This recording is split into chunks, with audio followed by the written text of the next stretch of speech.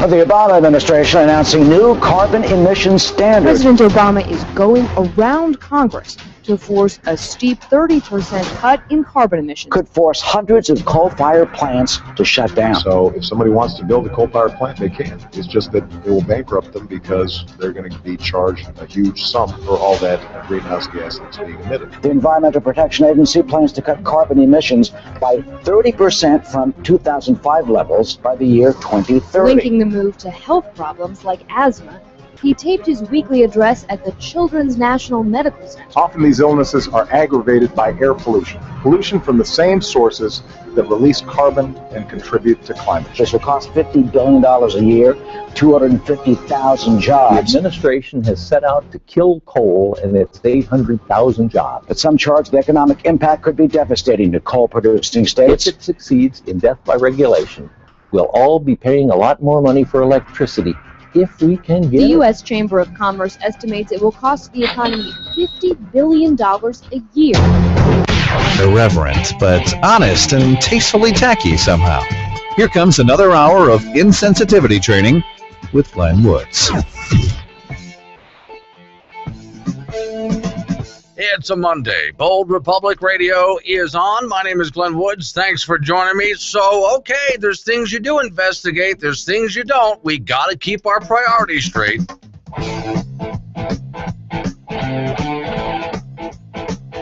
I mean, it's all about priorities, right? Yeah, if you want to get in on the action, it's real simple how to do that. 307-363-4093 is the phone number. That's 307-363-4093. And as always, pretty much everything I'm talking about and a whole lot more, you'll find it on my website, which is boldrepublic.com. So, okay, you would think the Department of Justice. Have you heard this one yet today? If you haven't, hang on. This is, we got to get those official Bold Republic barf bags out there for those people who are going to get sick with what I'm about to say. For the rest of you who haven't, we were in Casper, Wyoming with our new affiliate station down there over the course of the weekend. And if you didn't get a chance to pick up one of these, we'll get them to you. Just get a hold of us because we're making them fast as we can. Meantime, well, what I'm about to say is going to make you sick. Meantime, what I need you to do is, if you're in your vehicle, roll down the windows. You might want to even slow down and pull over for just a moment because this is going to make your head explode. And I don't want you spitting your drink, whatever it might be, across the windshield. You end up wiping out the inside of your windshield, which means the windshield wipers don't work because it's inside and you get into a wreck. And it's my fault because I gave you this news. So, Department of Justice, Eric Holder. According to him, you're a racist, by the way, or something like that. So I don't know what his deal is, but we'll get into that in just a moment. Here's the headline. Remember that guy from Nebraska, 4th of July parade? Went down the street with the float that had an outhouse on the back and President Obama on the outside of the outhouse holding his hands over his ears. Remember that? All right. U.S. Department of Justice has sent a member of its Community Relations Service team to investigate that parade float. Now, I'd like to know, what are you planning to investigate here? We'll get into that. I'm going to pause that. Just put it aside for a second. Just keep that thought in mind. What are you planning to investigate here? I think the float's pretty clear, whether you agree with it or not. But, okay, hold on. So, we're not going to investigate Benghazi. You can forget about Benghazi. No. We're not going to investigate Fast and Furious. Forget about Fast and Furious, not worth investigating. These are fake scandals, by the way. IRS scandal, Lois Lerner losing her emails, all of that. We're not going to investigate that. No. What other scandals can you think of? Because we can make a list here. What other scandals can you think of? We're just not going to investigate. Those are the important scandals. We're not going to look at them. Instead, some guy who makes an outhouse, and he had it on the back of his pickup truck, by the way. Well, it's really just an old beat-up pickup truck that he was driving down the street with. For those watching on video stream, I'm going to call this sucker up for you so you can take a look at it in case you haven't. It's just an old beat-up pickup truck, blue-colored. He's got some American flags stuck around his pickup truck wherever he can find a place to stick an American flag. On the back of it is an outhouse built by hand. Looks pretty good. I would use that outhouse. if I was somewhere in the country in Nebraska and I needed, then nature called, it looks like a quality outhouse to me. On the backside of the outhouse is supposed to be an effigy of President Obama, although I got to tell you, it looks more like a zombie to me, but okay. Hands over his ears. I can only assume because the outhouse is about to explode. And it says Obama on there. Presidential library. So the idea is the outhouse is the presidential library. Now, again, I'm going to have to ask the Department of Justice that plans to go down and investigate this thing. Investigate what exactly? All right, well, let's read on into the article here. 4th of July parade float featuring the annual Independence Day parade in Norfolk sparked criticism when it depicted and it does say zombie-like. I just threw out zombie, but it does say zombie-like figure resembling Mr. Obama standing outside an outhouse labeled Obama Presidential Library. The Nebraskan Democrat Party called the float one of the worst shows of racism and disrespect for the office of the presidency. Now, I don't see where the racism is. You're going to have to explain that to me. I see a guy who doesn't respect President Obama. You're also going to have to, you can go ahead and maybe stretch and argue that this guy isn't showing respect for the office of the president, but I'm thinking, no, it's more like he doesn't respect this president, which, by the way, is his right. He's allowed to not respect this president. And it has nothing to do with the office. And it has nothing to do with racism. But what do Democrats have to do in order to win the argument? Well, first off, they have to paint you as an extremist. Doesn't matter what the truth of the matter is. Doesn't matter what your rights are. So, okay, apparently right away this guy is a racist and does not respect the office of the president. I bet you, though, that if he was this mad at President Bush, that he may have done the same thing for President Bush. Wouldn't have been considered racist in that case. Maybe they could have made the argument about the office of the president, but either way, he has the right to do this. The Omaha World Herald reported Friday that the Department of Justice sent one of its members to handle discrimination disputes Thursday to meet about the issue. Again, meet whom? To talk about what? How does this relate to discrimination? All right, they're going to have, well, okay, I got more about Eric Holder and discrimination. He was opening his fat mouth about this during the course of the weekend, so I'll explain how they think it's discrimination. And you and I know that it really isn't. It doesn't matter. It really just doesn't matter what the race of the president is. But they use that as ammunition against you with the hopes, and here's the whole purpose of it, in the hopes that you will just shut up and sit down because you're afraid to be labeled as a racist. I'm glad you haven't shut up. I'm glad you haven't sat down. Also at the meeting were the NAACP, Norfolk Mayor Sue. NAACP shows up again. All right. And the Norfolk Oddfellows, which coordinates the parade. The float's creator, Dale Remick, has said that the mannequin depicted himself, not President Obama. Interesting. So they got that wrong as well. So that zombie-looking character, and I got to tell you, looking at the picture here, it is pretty bad. I mean, I'm looking at this. This guy who made this was not an artist, but that's not supposed to be President Obama there. It's supposed to be the guy who created the float for the parade. Okay, so I guess they got that wrong as well. The float's creator said the mannequin depicts himself, not President Obama. He said he is upset with the president's handling of Veterans Affairs Department, according to the World Herald. Quoting here, look at the float. That message absolutely did not come through, send the NAACP. Okay, so the NAACP says, yeah, but that's not the message you get from looking at the float. Okay, NAACP, if you say so, fine. We'll go with that. I don't agree, but we'll go with it just for sake of argument. So what does that have to do with racism? Why is the NAACP brought into this? Well, once again, anybody who disagrees with this president, you immediately throw out the race card. The whole purpose of it is just to get you to sit down and shut up. just to paint you in a bad light so people will be, if they can't get you to sit down and shut up, then what's the real purpose here then? Well, the real purpose would be then to make others feel uncomfortable around you. So as you criticize the president, they feel uncomfortable standing next to you, and you are alienated. That would be see, that's how they operate. Truth has nothing to do with this. That's how they operate. This is not about, it's not even about debating the issues, is it? Not interested in debating the issues.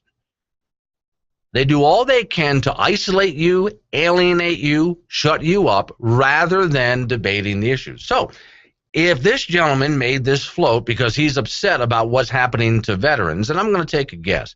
If he's that upset, do you think maybe he's a veteran himself? I bet he probably is. Just a guess. But okay, he's that upset about veterans. So why not engage this gentleman in a debate about veterans? Oh, no, he can't do that because, well, that would make the president look bad, wouldn't it?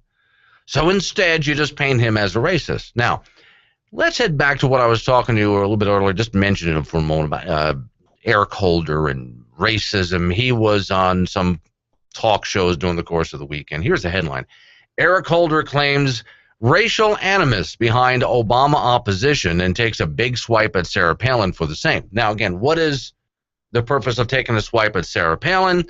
If not to embarrass her to shut up, then to make people who are going to Sarah Palin events feel embarrassed, ashamed to show up at the events, to try to isolate and alienate her.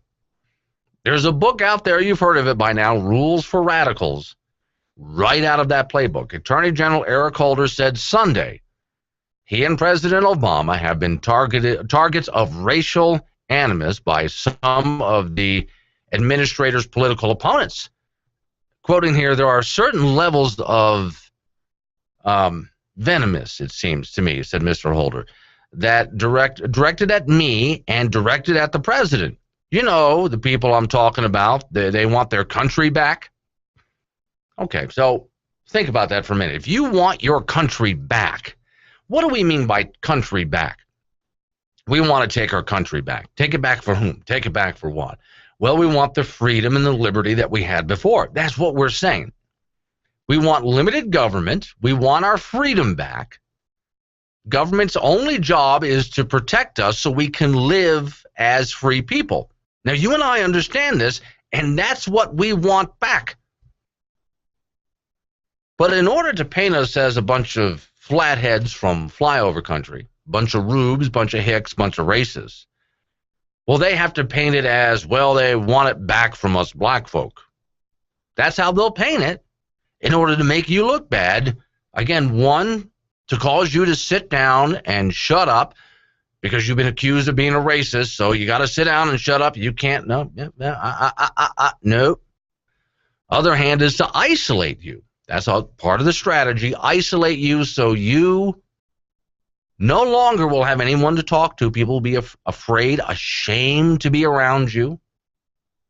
That's why Eric Holder spoke these words during the course of the weekend. That's why, for that matter, Eric Holder will send somebody to Nebraska to investigate this float. But again, what's not being investigated? Where should Eric Holder really be? Fast and Furious? Benghazi? IRS scandal?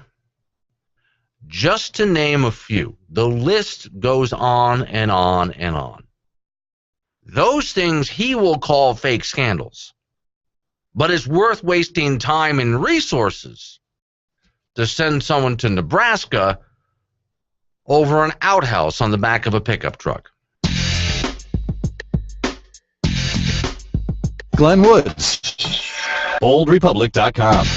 My name is Brian Kraft, owner of Fairway Hydro Seeding. We do hydro seed, landscape sprinklers, making the grass greener on your side of the fence. You can reach me at 670-3423 or 307-257-2149. Call Brian in the month of July and receive a 15% discount on hydro seeding and sprinkler installation package just for mentioning that you heard this ad on the radio. Fairway Hydro Seeding. 307-670-3423. I'm Professor Burke from Farmers Insurance, and this is 30 Seconds of Smart. So you want discounts on your home insurance? Upgrade your roof.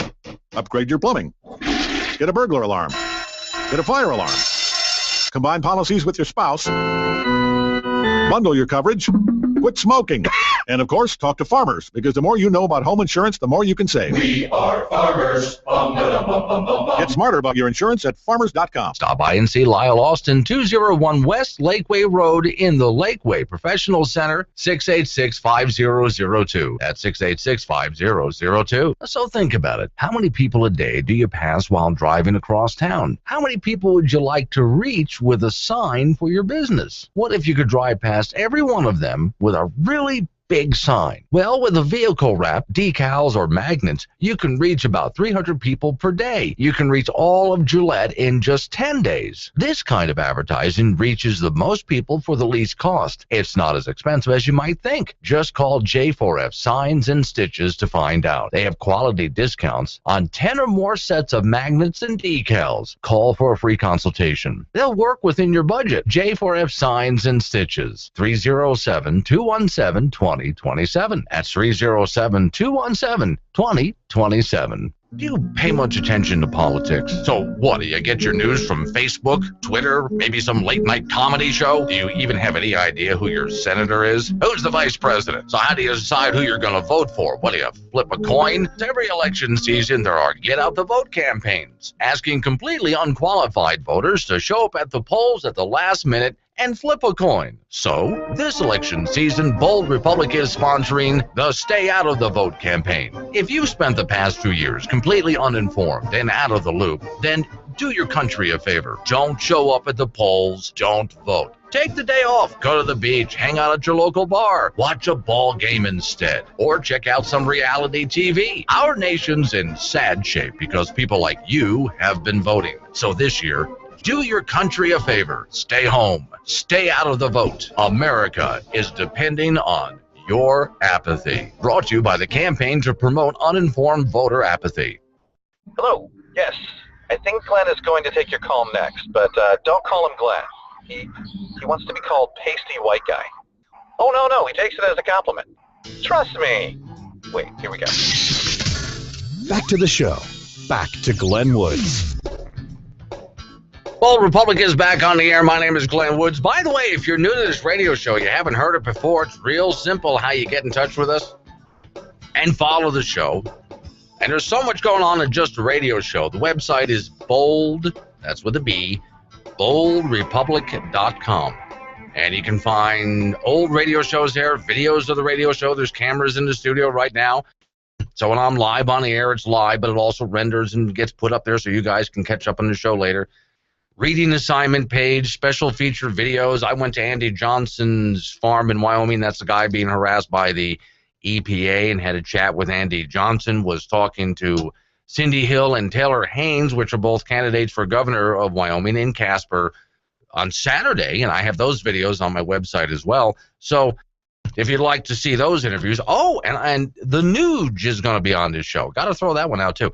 Landed an interview with Ted Nugent. On the 28th, the Nuge will be on this radio program because there's a big Tea Party event coming to Wyoming.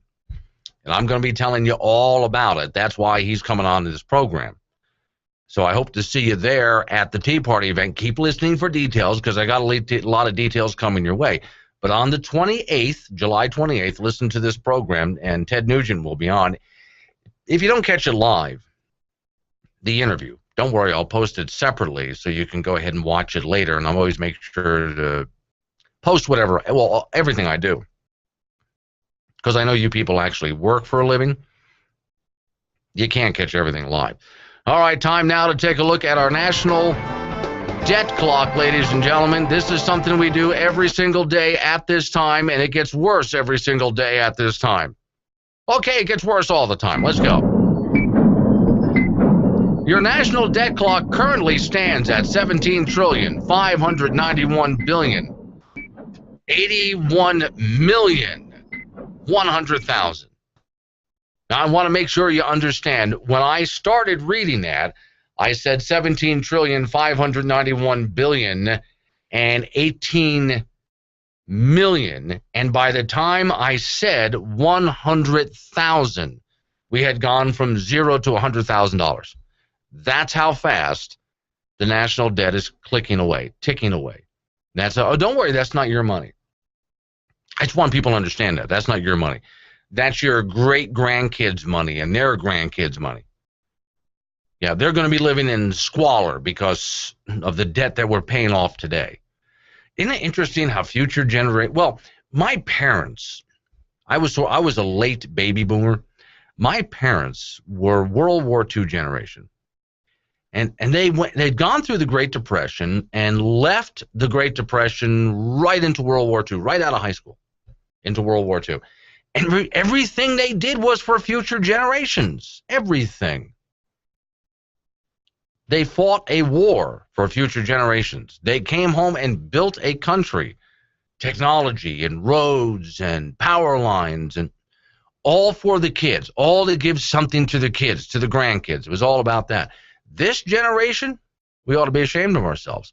Spending, by the time I say $100,000, your federal government has spent $100,000. So we can have today what we want, and future generations will live on what?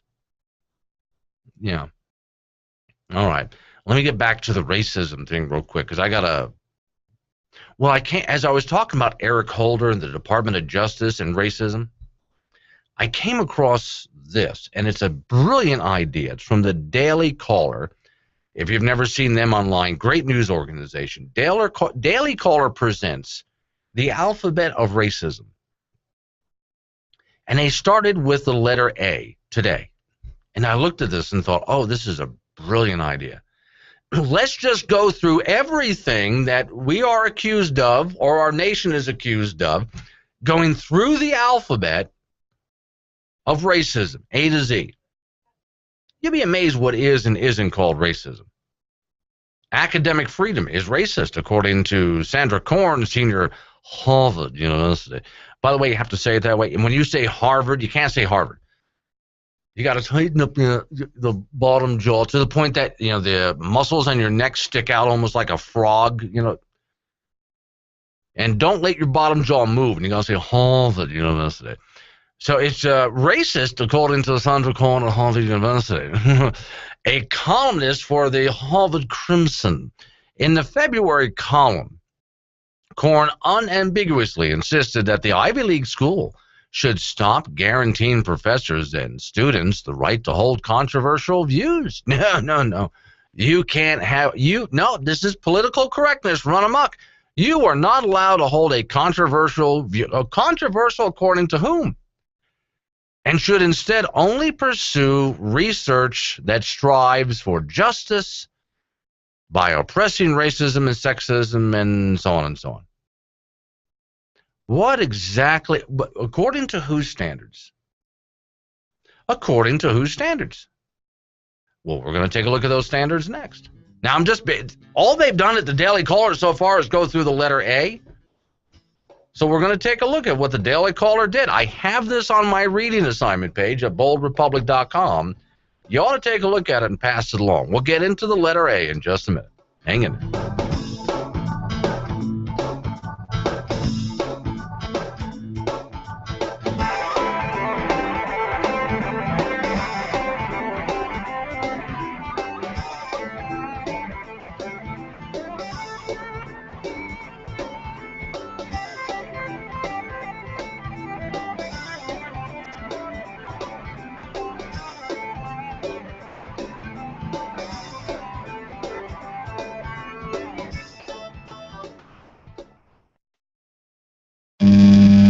So if you read the headlines, it kind of seems like the world's a terrible place, full of violence, despair, and war. But it turns out, war's actually declining. We live in the most peaceful time in human history. There's lots of reasons why, but here's three of the biggest ones. First, the spread of democracy around the world. International relations scholars have found consistently that democracies don't fight wars with each other. Now, why is that true? There might be plenty of reasons, but one big one is that people who live in democracies think it's wrong to start wars with other democracies. They're legitimate governments. It's wrong to attack them. But there's a flip side to this. Democracies do often fight wars with autocracies. Luckily, most of the world's countries are democracies now, so the democratic peace is probably making the world a much more peaceful place.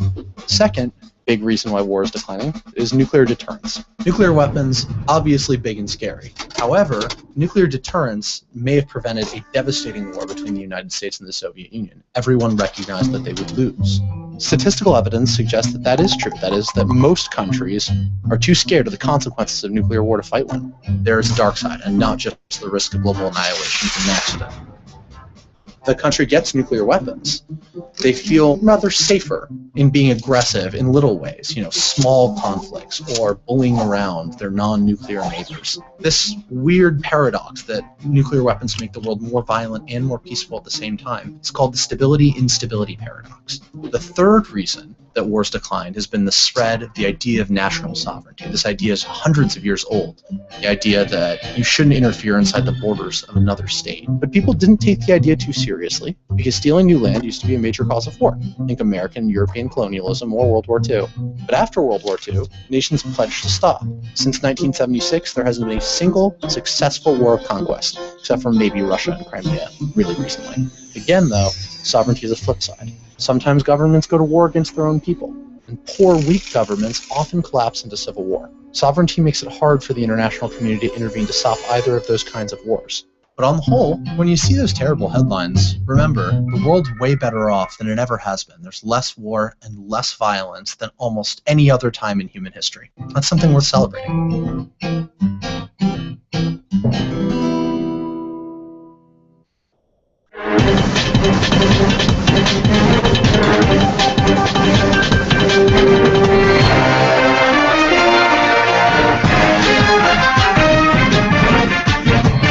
The first ever prescription depressant hit the shelves today. Approved by the FDA last month, Despondex is intended as a treatment for the approximately 20 million Americans who are insufferably cheery. Tests prove the drug is effective at reducing a range of symptoms, from squealing loudly when a friend calls to use of the phrase cool beans and excessive hugging. Dr. Alman Way calls the drug a huge step forward in the battle against exuberance. If you're in a good mood every so often, well, that's fine. That's normal. This is for those that have a persistent positive outlook on life. Eva Hendry of New Haven, Connecticut began participating in a clinical trial of Despondex 6 weeks ago. I was always telling people how cute their outfits were and bringing them little gifts. I'd beam at anyone who made eye contact with me. I didn't realize life didn't have to be like that. Eva said she never knew how her annoyingly chipper attitude was affecting those around her. Over and over again, I'd ask Jeff to ride his bike down to the botanical garden with me. No matter how many times he said no. And she was always smiling, but I didn't know what to do to help her. I used to think, why am I the only one trying to set up single friends with each other? And now I realize it. I was sick. I needed treatment. Eva says the drug may have saved their marriage. Now Jeff and I can just waste a night sitting on the couch, watching a TV show neither of us enjoy.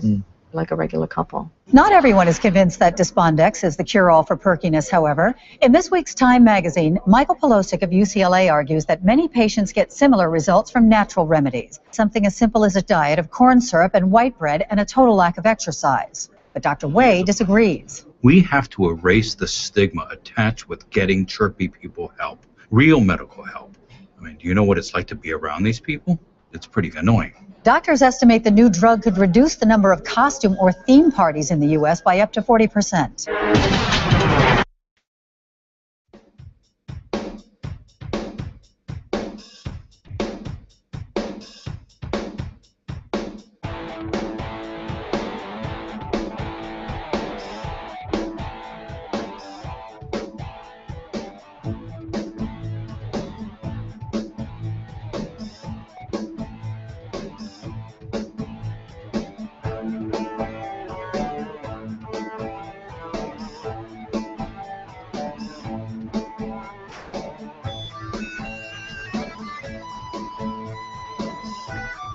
So back in we dive. Bold Republic is on. My name is Glenn Woods. Thanks for joining me. Several ways to get in touch with me. By the way, if you're new to the program, now one of them is the phone number, 307-363-1469. 4093. That's 307-363-4093. Or if you're watching live by video, there should be a little box right over that away. Yeah, I'm getting my finger right. Yeah, there, that away. For those watching by video right now, and you can go ahead and click on the box, and up comes a way you can type in questions, comments, obnoxious, snotty remarks. If the box isn't there, look for the link that opens up the box. Okay. For those just joining me, Daily Caller is an online news service that actually does some really good news and real news and investigative news.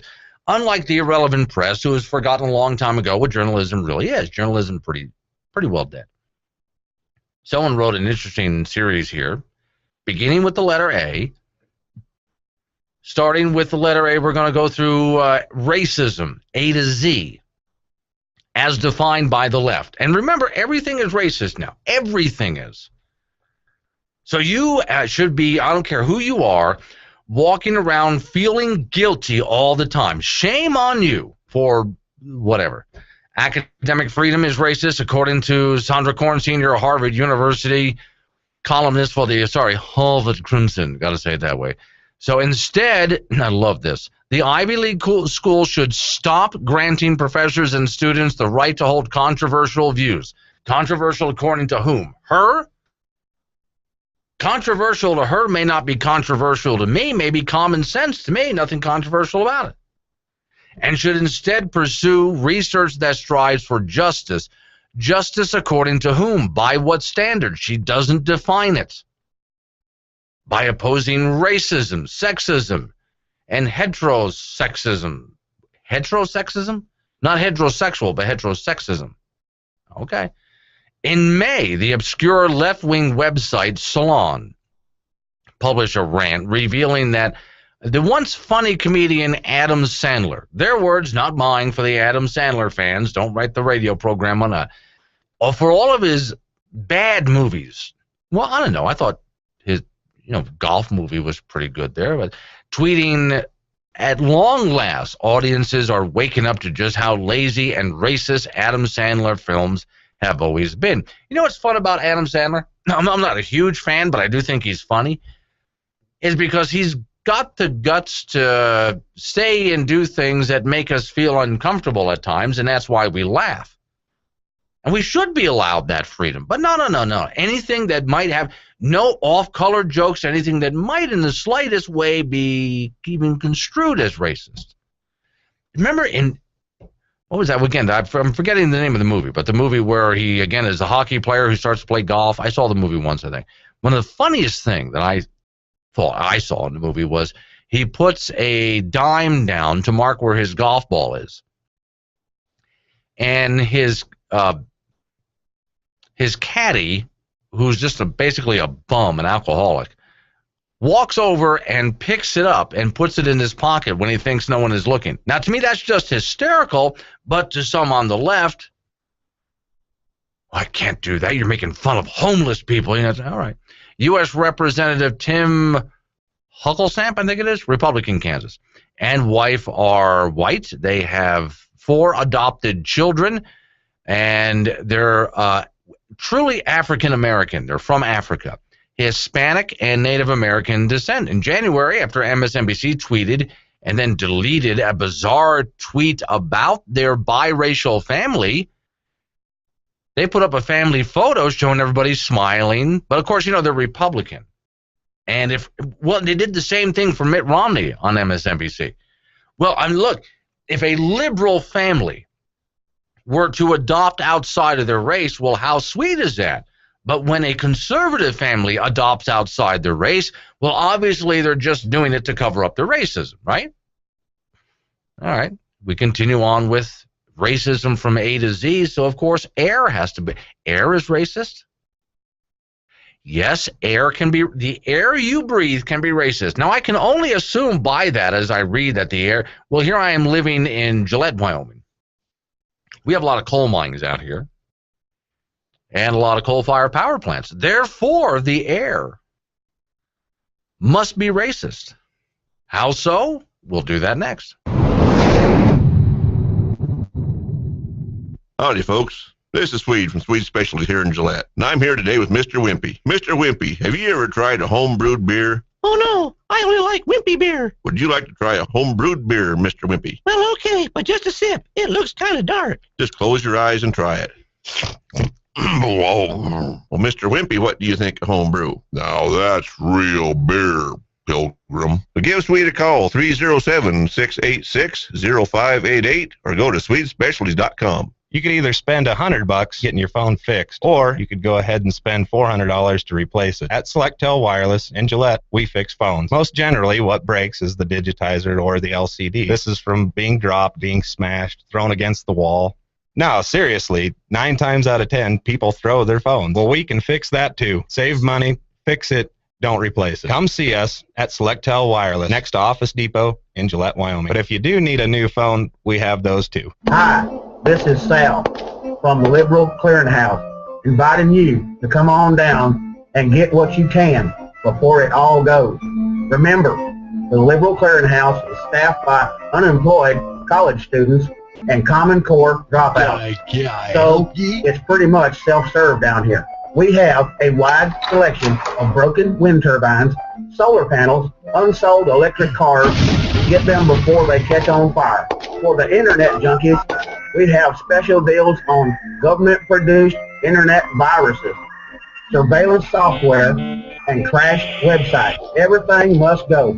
Are you an unemployed doctor or a patient that can't afford an unemployed doctor? We have them both. We have abandoned HUD homes, abandoned tenant houses, abandoned skyscrapers, abandoned cities like Detroit, and abandoned websites like Obamacare. Hurry, hurry, hurry. We are borrowing money from the grandkids tomorrow so that you can afford the subsidies to purchase today. So come see the Liberal Clearinghouse today before it winds up on the scrap heap of tomorrow. Thank you. Ah, summertime. You know, the great outdoors. You know what half the fun is with getting away from it all? Shopping. I mean, we're talking guns, bows, arrows, knives, camping equipment, from tents to sleeping bags, clothing, bug spray, fishing line, lures, tackle bait, cooking equipment, MREs, even all the latest electronic gadgets, and they've got it all at Rocky Mountain Discount Sports with locations throughout Wyoming. So no matter what you need, before you head out into the great outdoors, do some shopping. That's half the fun, isn't it? Rocky Mountain Discount Sports, conveniently located in Gillette, Wyoming, on South Douglas Highway and 1351 CY Drive in Casper. And by the way, no matter which direction you head in Wyoming, when you're taking, well, this weekend was just stunning. No matter which direction you're passing by a Rocky Mountain Discount Sport, so you can pick up what you need. They've got a location in Casper, Wyoming, in Gillette, Riverton, Sheridan, and Cody, too. So, yes, Glenn is pro-gun, but we only let him have one bullet, and we make him keep it in his pocket. Sound familiar? Inside that man's body is a little child calling out for help. Let's get back in there. Here's Glenn Woods. And BoldRepublic.com is the website that you go to find out about everything you need to know about the radio show. Phone number 307-363-4093. And you can email me at boldrepublic@AOL.com. So how I don't make this up. I swear there's times I jerk your chain and I feel guilty about it and I admit to it later. I'm not on this one. Apparently air is racist. You know, one fun thing before I tell you why about my job is I really have it easy. There's people, and I do actually, I feel guilty about that sometimes.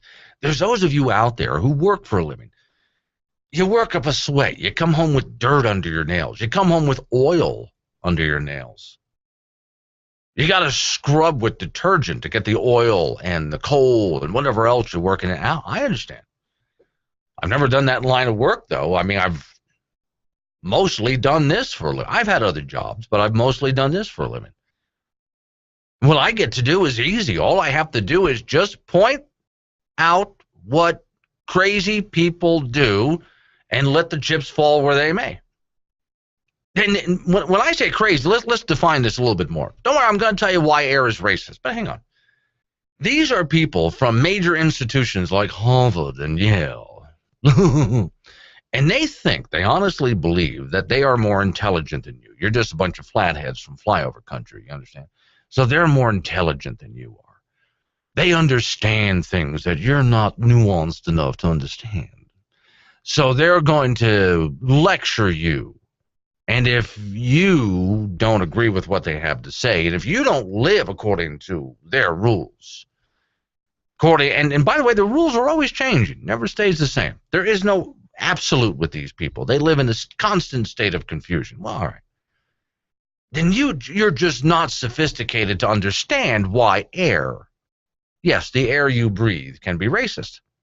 These are the same people, speaking of air, that say CO2 is a pollutant. CO2 is a pollutant. Mind you, without CO2, you wouldn't be alive. There'd be nothing alive on Earth, but it's pollution, apparently. All right. Why is air racist? I've kept you hanging on long enough. Air is racist according to Think Progress. That name's an oxymoron. An article published in April. Non-white people breathe air that is substantially more polluted than the air that white people breathe. The Breathless piece explains, altogether, people of color, stop right there. I hate that. People of color. I have a color. Well, I do. I have a color too. White is a color. Although people of color in the U.S. breathe air with 38% more nitrogen dioxide in their white counterparts, particularly due to power plants and exhaust from vehicles and so on. Well, hold on a second now. Because I'm living here in coal country, then how does that make me or you racist? Don't worry, somehow it does. But okay. So what they're trying to say is, if you are a white person, chances are you live in a more affluent part of the country. And those more affluent parts of the country have cleaner air than the poorer parts of the country. For that matter, the more affluent countries tend to be white, is what they're saying. And the poor nations, the people of color, tend to live with more pollution. Therefore, air is racist. So what are we supposed to do to solve this problem? I didn't know that wanting clean air was racist. I thought that wanting clean air made me an environmentalist.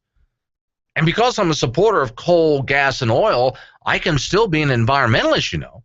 I want those forms of energy, but I want them clean. So the idea that I want to pollute is just as false as air being racist. But okay, let's look at this real quick. Air is racist because I want clean air. What am I supposed to do? Dump more pollutants into the air? I know that's what I'm going to go with. I suppose what they want us to do is spend more money. It's a matter of wealth redistribution. We are supposed to take money and send it to these poor countries so they can clean up their air. Got ya. No, I'm betting that that's the case. What do you think? Okay, but I have a better idea. If air is racist because we breathe cleaner air, then, folks, what I'm thinking we need to do is pollute more. That way we are not racist. So what I want you to do is make sure the next vehicle you buy is bigger. I don't care what you're driving. The next vehicle has to be bigger, nastier, smokier. For those of you working in the energy industry, for those of you ranchers out there, can you feed your cows something that produces more methane? Is that possible? We need dirtier air. That way we cannot be accused of being racist because we breathe cleaner air. I'm just taking their own logic to its natural conclusion. Don't look at me. Don't look at the radio funny. I'm not the one who said that air was racist. I'm just responding to it.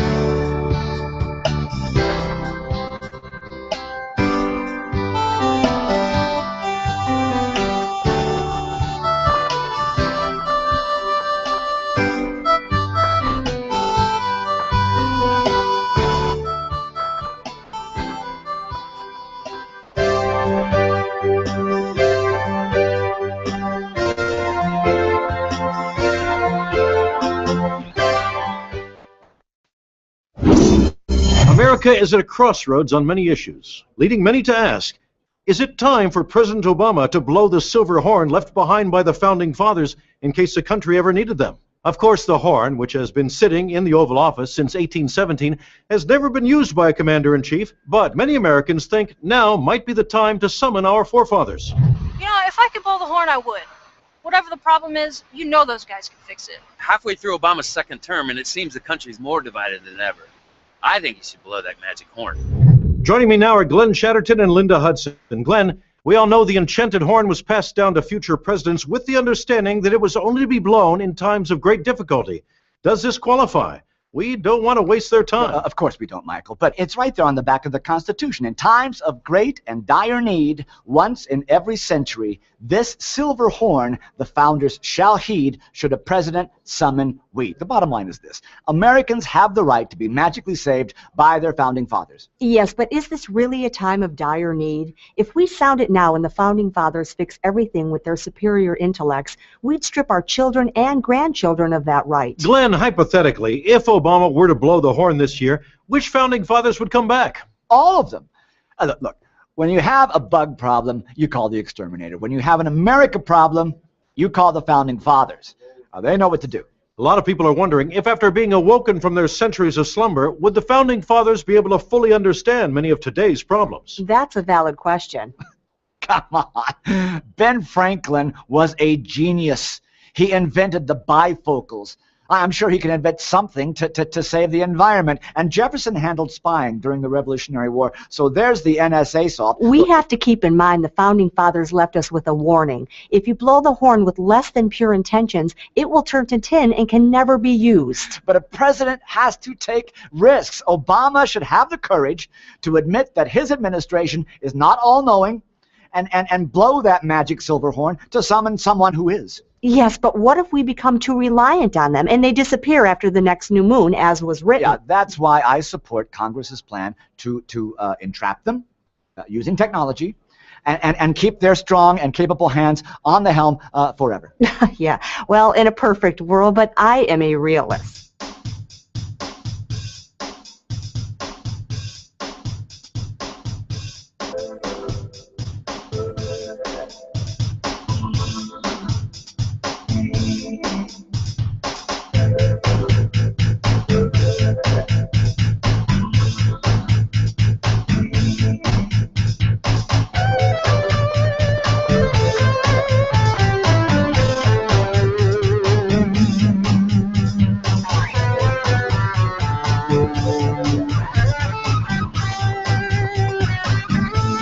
Last 7 minutes of this hour of the program, so I'm going to have to rip through the last of the race. Well, letter A is racist.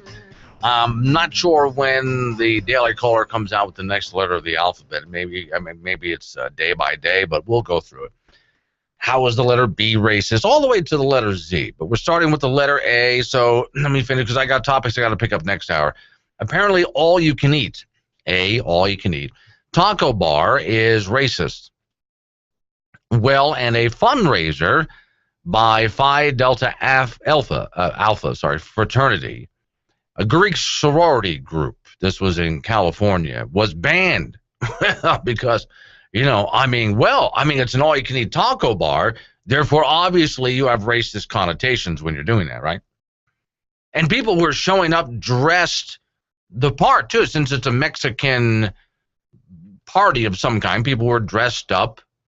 And therefore that's racist. If a white person puts on a sombrero, obviously it's racist. Okay. American Girl, the overpriced doll, came under fire for stopping production of some dolls. Mary Grace, Ivy, you know what they were doing? Which were black dolls. They were not selling. So they stopped production of the dolls that weren't selling. You know, the American flag can be racist, apparently. Remember this one? At Live Oak School in Northern California, school officials banned the students from wearing anything that emblemized the American flag during Cinco de Mayo. Have you heard Northern California, though, that same area? Several of the counties want to get together and form a 51st state. I'm sorry, 58th state. Well, if the president says we have 57 states, this would be the 58th state. But anyway, they want to form their own state because, well, look, Northern California does not represent the views of the rest of Southern California. They tend to be much more conservative. So imagine if you're a conservative thinker and you send your kid to a school where they ban someone wearing an American flag on a ball cap or a T-shirt during Cinco de Mayo, because obviously that should be racist. Let's see, arresting international gun owners is racist. Again, don't stare at the radio like this. I'm not making this up. These are things, actual, I don't know how they sleep with them. I don't know how they sleep at night. I don't know what's going on inside their head. This is, all right. Remember, I've told you folks, for the regular listeners to this program, don't try, and I'm trying to do it right now, and I'm stopping myself. Don't ever try to rationalize irrational thought. It's just going to drive you crazy. This is irrational thinking. It does not make any sense. If you're trying to figure out how these people can think this way, it's because they're insane. All right, so let's move on. Arresting international gun runners is racist, according to an attorney for Chinatown gang leader. You're going to love this. His name is Raymond Shrimp Boy Chow. I think that sounds racist right there. Who was arrested during an FBI raid in connection with an investigation into official corruption by California State Senator Leland Yee. And they're facing money laundering charges. So their defense now is, well, it's racist to arrest us for gun running and money laundering. The movie Avatar is racist. Oh, my Lord, you can't say that. That's a hardcore leftist liberal Democrat that made the movie, but Avatar is racist because it smacks of racially, racial overtones. The racist aspect involves a white good guy who appears to save a group of people of color. In this case, so you see, it wasn't until the white guy showed up that these people could be saved. Therefore, it has to be racist. They couldn't have saved, the natives of this world could not have saved themselves, is what they're saying. You had to have a white guy show up and save the natives from the evil military. Hey, I got a question about that, though. Isn't it racism if the bad guys are always the white guys?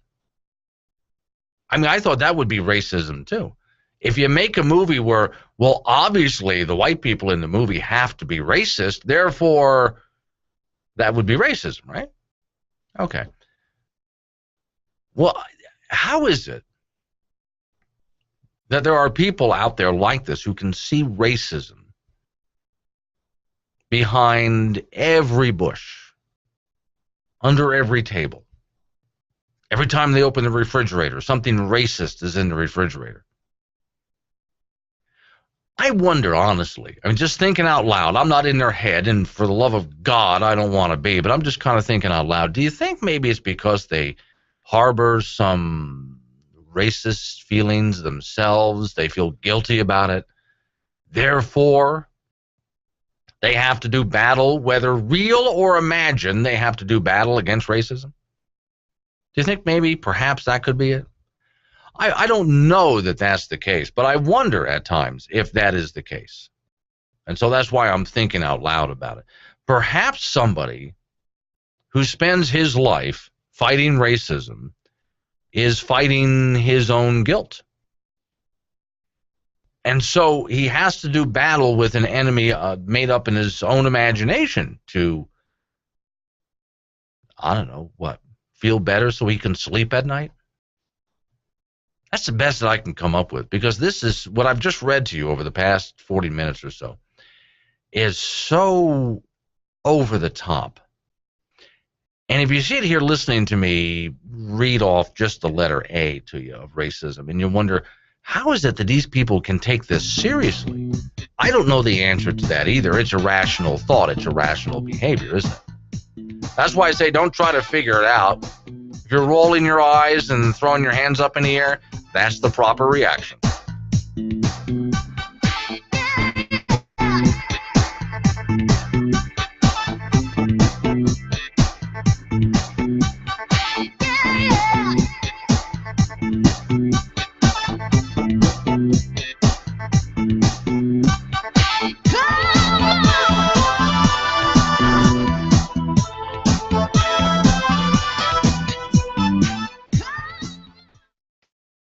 Hi everybody, I'm Bill Whittle, and this is The Firewall. History, it is said, is written by the victors. And we've been told by the victors that America lost the Vietnam War. But the victors in this case were not the people who actually took possession of the battlefield. No, the victors who've written about how we lost the Vietnam War are the American left. But if you dig deep enough, and it turns out you don't have to dig very deep at all, you will discover that America did not lose the Vietnam War. America won the Vietnam War. What America lost was the Vietnam peace. How simple is this to prove? Well, as with the invasion of Korea and Berlin and Hungary and Czechoslovakia and Poland and Nicaragua and Cuba and Grenada and El Salvador, the Vietnam War was started by the left. Communists in North Vietnam invaded the free people of South Vietnam. Now, you can say the South Vietnamese government was corrupt, but that doesn't mean the South Vietnamese people didn't deserve to be free. Our government's become largely corrupt, and we deserve to be free. All people deserve to be free.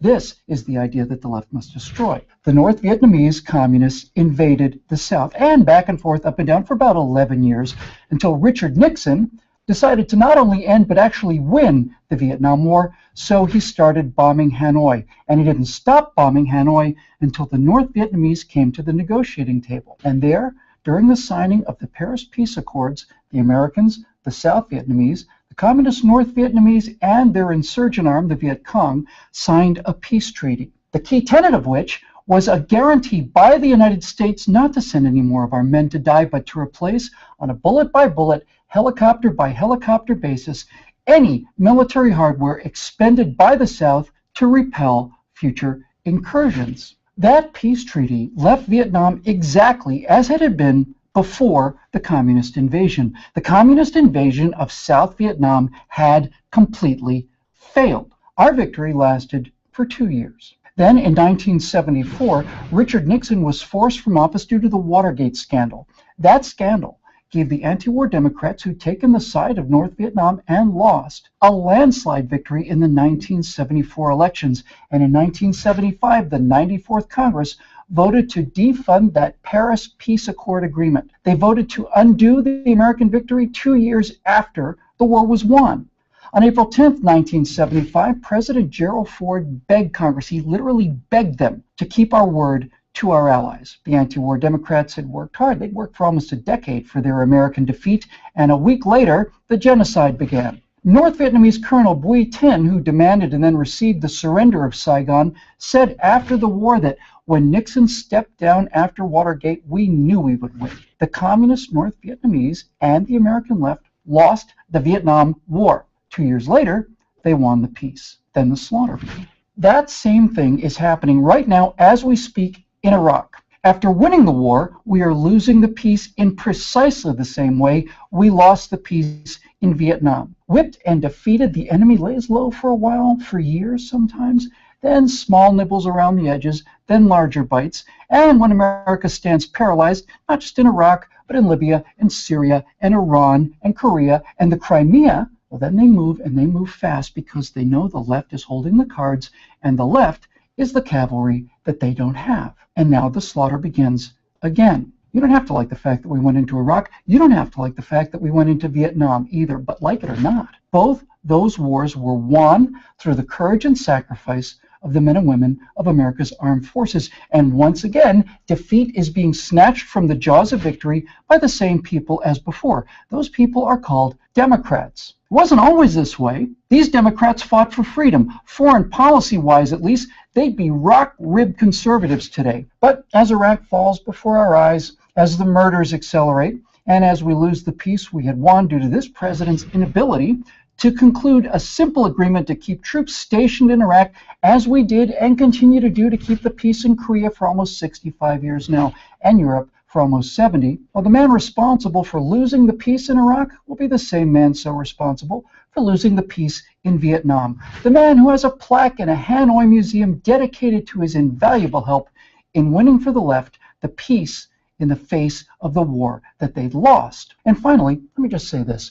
Politics, like nature, abhors a vacuum. So, if you say that America should not be the world's policeman, believe me, I sympathize. But if you're going to take that position, you need to ask the next question, because the next question is required. If not America, Then who? Because if American power is removed from the earth, then what force will rush in to fill the vacuum? Will it be China, Russia, or as we're seeing today, will American power be replaced by Islamists who don't debate whether or not gays can get married, but rather debate whether it's best to execute them by hanging or stoning them or shooting them in the back of the head? That is the world that the left wants. It's the world they've always wanted, through their invasions and their subversions. And for the second time in our lives, and to our undying shame, this looks like this is what they're going to get. You cannot go to a 7-Eleven or a Dunkin' Donuts unless you have a slight Indian accent. And guess what this liberal will be all about? This liberal will be all about socializing, will be about basically taking over and the government running all of your companies. I think when you spread the wealth around, it's good for it. But we have to pass the bill so that you can find out what is in it. I took the initiative in creating the internet. I've now been in 57 states. I think one left to go. Irreverent, but honest and tastefully tacky somehow. Here comes another hour of insensitivity training with Glenn Woods. So hour 2 of the program, we dive into it with both feet. 307-363-4093 is the phone number. And oh, look, Archie Comics back in the news. Guess why?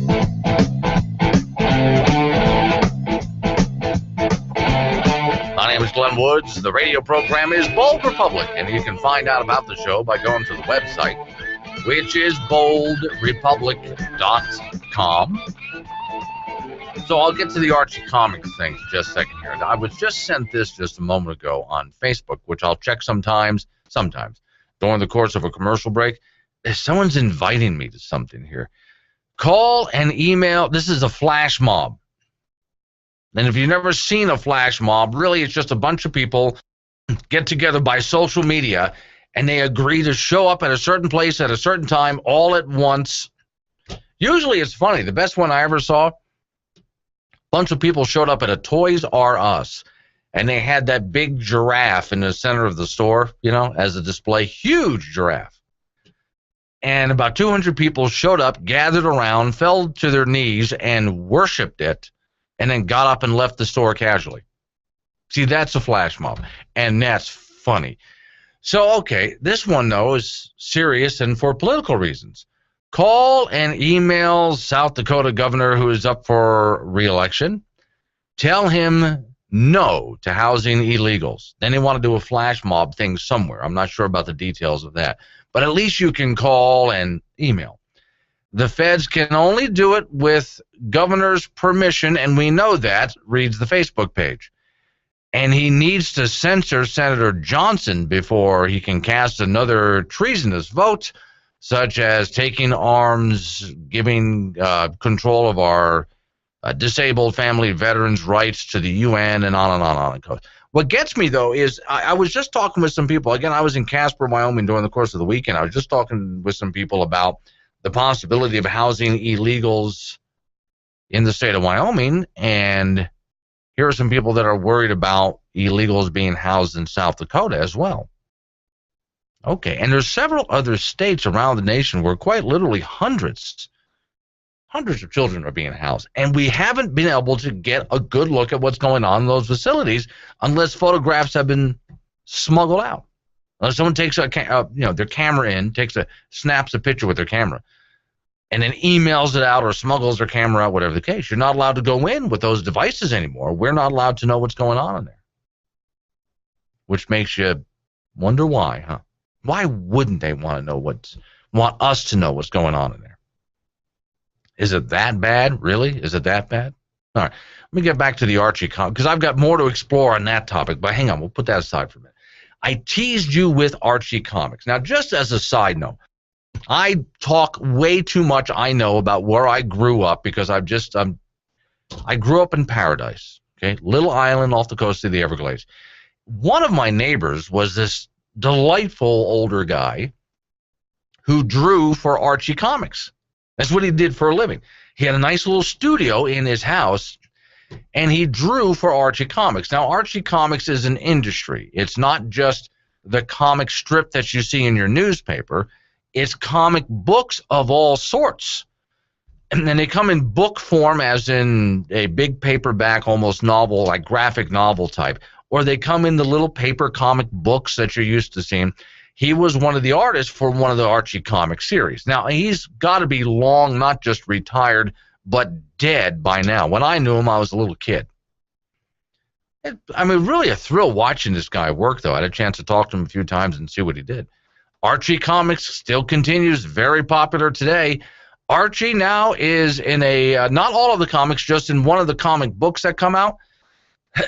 They're going to shoot him dead.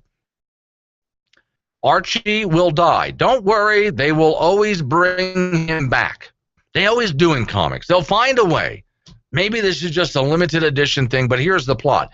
Archie is to be shot dead while saving his gay friend who called for gun control. See, already, I think they have the plot wrong here. Somebody tweeted right after that, well, I didn't know Jughead was a homosexual. Oh, come on, I think that was obvious. But okay.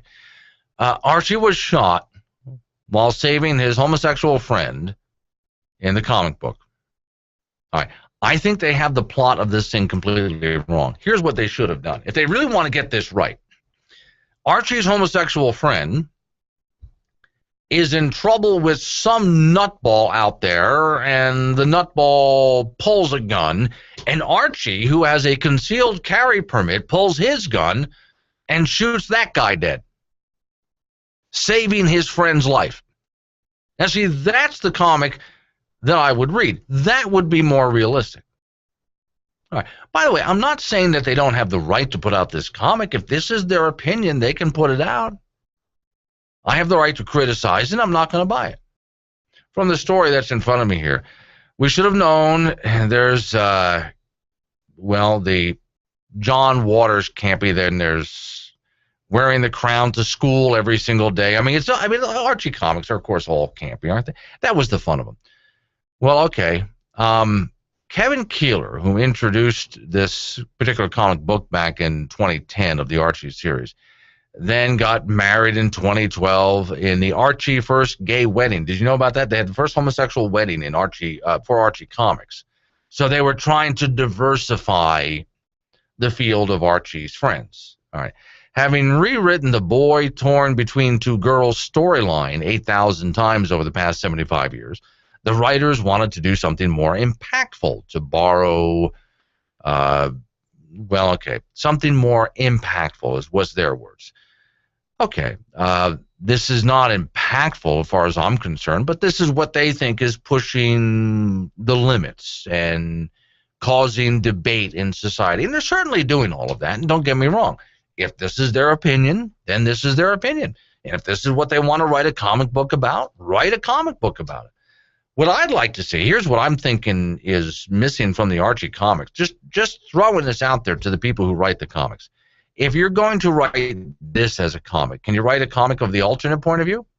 Why does Archie have to die because he was not carrying a gun himself? Let's start with that. Why, once again, we're making the gun the center point of part of this issue, of one of the many issues there. The gun is what we're supposed to look at. It was, of course, a right-wing nutball with a gun. It was an intolerant right-wing nutball with a gun. It would have to be probably a Tea Party activist intolerant right-wing nutball with a gun. Well, are we going to do maybe an Archie comic with an intolerant left-wing nutball? Probably not. And I'm thinking that this is probably, if anything, going to discourage parents from allowing their kids to read Archie comics in the first place. They have every right to do it. And I would never even call for a boycott of Archie comics. I'd never do such a thing. Let the market decide whether people want to read this message and give it to their kids or not. In the life of Archie, which is the series of comic books that this is in, Keeler is a married military veteran and newly elected senator. Boy, they're really pulling out all the stops on this, right? Well, comic books are only so many pages, so they got to throw in as much as they can. So apparently he's a married military veteran and newly elected senator who is pushing for more gun control in Riverdale after his husband was involved in a shooting. And so somebody goes to assassinate him, and Archie goes to step in, and Archie winds up dead. Okay. I'm just going to take, based on what they're saying in this comic book, to what I see from my perspective as the natural conclusion. First off, this senator should not be pushed. I don't care what the senator's sexual preference is. Sorry, don't care. As far as the gun control side is, well, I guess the senator was wrong about gun-free zones, about gun control. Well, apparently nutballs out there exist, because no amount of gun control would have stopped this guy from getting a gun to take a shot at the senator. Archie's dead because, once again, somebody walked into a gun-free zone with a gun. It says that the writers of the comic said Archie's not a superhero like all the rest of the comic book characters. He's human, he's a person, and when you wound him, he bleeds, they say. So they wanted to have a death that was more impactful. Of course, this doesn't end the Archie comic series in any way, shape, or form. Now, I want to know, and I'm just curious about this. So what do you think the sales of Archie comics are going to be after something like this? Let me tell you, I haven't many times in my life walked out on a movie, but there's been several times I was sitting in a movie theater, and there they get with the global warming, climate change thing again, and it's all man's fault, and and I just get up and walk out, because I didn't go to the movies to be preached at like this, okay? For those of you who want to be, fine. I don't want to be. I don't care what the message is. I went to see a sci-fi flick. Show me a sci-fi flick. Don't preach at me. I collected comic books as a kid. I didn't collect Archie comics. I just collected comics. The ones, even as a kid, that I did not read, the ones that preached at me. I thought Archie comics were pretty good. I just wasn't into the storyline, which is why I didn't buy them. But even when I picked up my superhero comics, if they started getting preachy with something, I just put it aside. I wasn't interested in it. I want to see a bunch of guys with superpowers, good against evil, that kind of a thing. Usually there was the insane super villain fighting the superheroes. That's really all I ever wanted out of this. I never really was interested in. I've even seen religious comic books that quite literally the purpose of the religious comic book was to preach the religion. Never read them, didn't care. I wanted to read it for entertainment value. Which is why I'm saying, if this is what Archie Comics wants to do, you go ahead, but I think you're flushing your sales down the toilet. They have every right in the world to use this medium in any way they want to try to get their message out there. But honestly, I think you're just flushing your sales down the toilet by doing it. All right. I was standing on the back deck I was in Casper, Wyoming, of the event center with Taylor Haynes, and we're taking a look at the view of Casper, Wyoming, and off of the back deck, he was able to point down to his pickup truck with the big Taylor Haynes sign on it. And he said, look at that. Look at the color of my truck. When I bought my truck, I didn't think it was going to be that color. I thought I bought a truck of a different color, and I looked at him and said, every single vehicle in Wyoming is the same color. But you can change that, just so you know. If you really want to make that sucker sparkle inside and out, if you're in the Gillette, Wyoming area, Fast and Furious is the place to go. By the way, commercial vehicles can be handled too. So if you're curious, if you have forgotten what the color of your vehicle really is, you can find out. Just head to Fast and Furious Detailing. And I don't just mean the outside of your vehicle. I guarantee you your vehicle inside is the same color as it is outside if you live in Wyoming and the Dakotas and Montana. So what's the color of your inside of the vehicle? Your dashboard. Trust me, there's a different color under there. Fast and Furious. If you're in Gillette, Wyoming, they'll make it sparkle. Leagues, dart leagues. Saturday night is ladies' night. Poker every Wednesday night. Domestic beers and draft on sale, and special daily dollar shop. We even have a packaged liquor drive-thru and many other things for you. It's Lakeside Liquor, open Monday through Saturday, 6 a.m. till 2 a.m. Sunday, 11 till 11, because you need to relax after where you've been. Work is hard for the ladies and gents. Come to Lakeside Liquor. Relax and vent. Lakeside Liquors across from Wyoming Work Warehouse in Gillette. Daydreaming, son. It's time to get prepared. Time to get off your sofa and run yourself down to Surplus Unlimited in the Gun Traders building. Oh, my gun! 2, 3, 4. Halloo! 2, 3, 4. Civilian soldier, they got everything you could need. That's right, the surplus is unlimited. Surplus unlimited ammo for babies and adults. That's right, babies need camo too. 10 different styles of camo. Oh, don't you look pretty. 550 cord, numerous colors, wool blankets, boots, hats, gloves, coats, shirts, tactical vests and belts, camping supplies, high quality army cots, and that hard to find P38 can opener. Save time, save money. Surplus unlimited in the Gun Traders building. 801 Carlisle on the Douglas Highway across from the fishing lake. Gillette, Wyoming.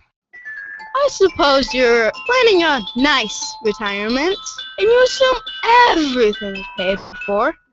But Wyoming didn't tell you. Who is paying for your pension? I'm gonna owe lots of money. And it's all your fault. I want to pay for this, but you're making me. Find out more at Wyoming2100.com. Hey, aren't those gun-free zone signs just great? I mean, all you have to do is just take this sign and put it up on your building like so, and voila! Nobody will come in or rob and shoot up the place because you got the sign. Well, if it works for guns, why not other things like bank robber-free zone sign at every bank in America? No terrorism sign. See, all you have to do is stick a no Islamic Jihad sign on every single building in the financial district of New York City, the power grid, our food supply. There you go. That's it. Safe as can be. Here, just have your child wear this No Kidnapping This Kid t-shirt and voila, your kid is safe. Now, why didn't we think of this years ago? So, yes, Glenn is pro-gun, but we only let him have one bullet, and we make him keep it in his pocket. Sounds familiar. Inside that man's body is a little child calling out for help. Let's get back in there. Here's Glenn Woods. So, in case you haven't heard, this is the official center for the Stay Out the Vote campaign here at the Bold Republic Studios, American Standard Media. No, I didn't say get out the vote. I said stay out the vote campaign. If you are somebody who has not been paying attention, and that bumper sticker, by the way, more true than ever before. You know the bumper sticker. You've seen the bumper sticker. Bumper sticker reads, if you're not paying attention, if you're not outraged, you're not paying attention. Okay. If you're one of those who's not outraged, then you haven't been paying attention. But let me ask you a few quick questions. Who's your senator? In Washington, D.C., who's your senator? Or senators, for that matter? Who represents you in the House of Representatives? Name of your governor? Name of your mayor? Got them? What about just House and Senate in your district, in your state? Can you name them? All right. Do us all a favor. Stay out the vote. It's the official campaign from Bold Republic Radio Show. I'm asking that you just stay home. Do America a favor. I am just sick and tired of people who have no interest in, and they tell me straight to my face, I hate politics. I got news for you. So do I. I cannot stand politics. Drives me crazy. Politicians drive me crazy. They honestly do. But someone's got to keep up with this. Someone's got to get in there and fight the good fight, so I do. All right. I'll vote. Because I stay up on the issues. Because I can answer the questions that I just asked you guys. Can you answer those questions? If you can't answer all those questions, stay out the vote. Please. Don't tell me that you hate politics and you don't pay attention. And you get your news by watching the evening comedy shows rather than honestly digging into what the news is. Then just stay home, stay out the vote.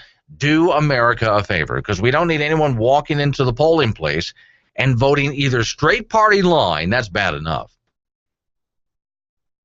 Well, I've met a lot of people who vote straight party line thinking they're doing the country a favor. Or no, I mean, I'm sorry, what if the Republican candidate's not really a conservative? Okay, and maybe you want to vote for somebody else. So don't just vote straight party line. Or for that matter, you don't know. You got this party or that party, or I think I recognize that person's name. You know, I saw that they had a lot of yard signs. So I'll vote for that because they had a lot of yard signs.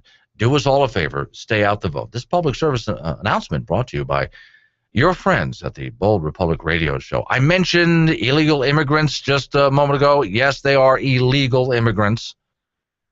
they're not undocumented workers. North Dakota officials are not aware of any illegal immigrants in placement in North Dakota yet.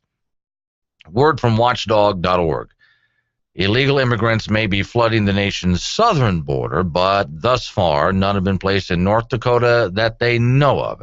So at the request of a senator in North Dakota, he is inquiring now just to make sure. We have contacted representatives of the Attorney General and Advocate General and Department of Human Services. I don't think that that's the way to go. Well, he's contacting different offices to ask, but do you necessarily think they'd be truthful with them? Considering who we're dealing with here, I don't know. I think you're going to need to go out and find out for yourself. Now, on that note, 200, now I'm going to disagree with this. It says undocumented children. Okay, illegal immigrants. I don't care what age they are, illegal immigrants. Lincoln, Nebraska Republican Senator Mike Johannes on Thursday said about 200 illegal immigrant children have been placed in Nebraska after arriving in the U.S. at the border from Central America. His office says the U.S. Department of Homeland Security officials said during a June 27th conference call that a number of months ago, about 200 children were placed with families or sponsors in Nebraska, often after turning themselves into U.S. Border Patrol. By the way, and we already know that this is going on. Let's do the drill here. They are told what to say and what to do when they get to the border. You know about that, right? They're already rehearsed. They show up on the border. They find a Border Patrol agent. They throw their hands up and surrender. And then hopefully they have sponsored families that'll take them in, so they're not always in some detention facility. Now, they're supposed to, with the paperwork that they have in hand, go back to Arizona or Texas, wherever they cross the border, for some court hearing after. But how many do you think are honestly going to show up for that hearing? Yeah, I kind of figured the same thing. Not many. So, okay, back to Nebraska. Children placed in Nebraska, part of the wave of children from Central America, have been shuttled by coyotes, as they call them, to Americans' border, overwhelmed Texas facilities. U.S. Department of Health and Human Service in charge of finding a place for the children while they await court dates, and sometimes they go to relatives or sponsors. Quoting here, this is not a surprising number, according to the representative from Nebraska. The kids are probably getting scattered all over the United States, which is why I wonder for North Dakota, do you really think they have none up there? It's possible, but I wouldn't believe what you were told. About 52,000 of these illegals have been caught at the border and have been spread around the country since October. Okay, so we will see if this is allowed to continue. Now, for those listening to me in Wyoming, like I said, I was in Casper. I was talking to different political candidates, and I don't know this is the case. I'm speculating. Just so you know, I'm just speculating. So just like those people who want to do a flash mob in South Dakota because apparently their governor has set up a facility for refugees. And I don't know at this point if these kids qualify as refugees, but my assumption is that at some point they will. Well, they're supposedly leaving their countries. Why? Because of the violence in their countries and pouring over our borders. Okay. So couldn't then they declare refugee status? Here in Wyoming, same thing. A lot of people in the meeting that I was at Saturday in Casper were asking me the question, what do you think about this facility? What do you think about Governor Meade and bringing into our state, which we would have to pay for, instead the taxpayers would have to pay for these refugees? As soon as they asked me that question, I said, would you consider these illegal child immigrants refugees if they actually are escaping violence from their home countries? Does that mean that some of these people will be held in facilities in Wyoming? I think that's a question worth asking.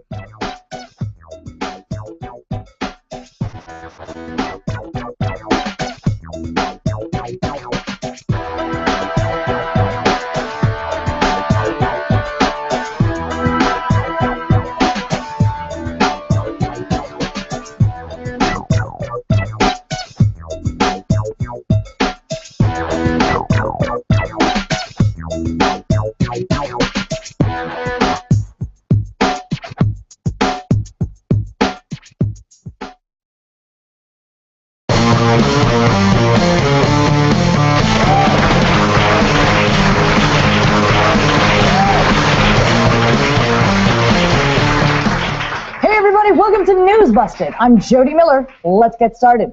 A recent poll shows Americans think President Obama is the worst president since World War II.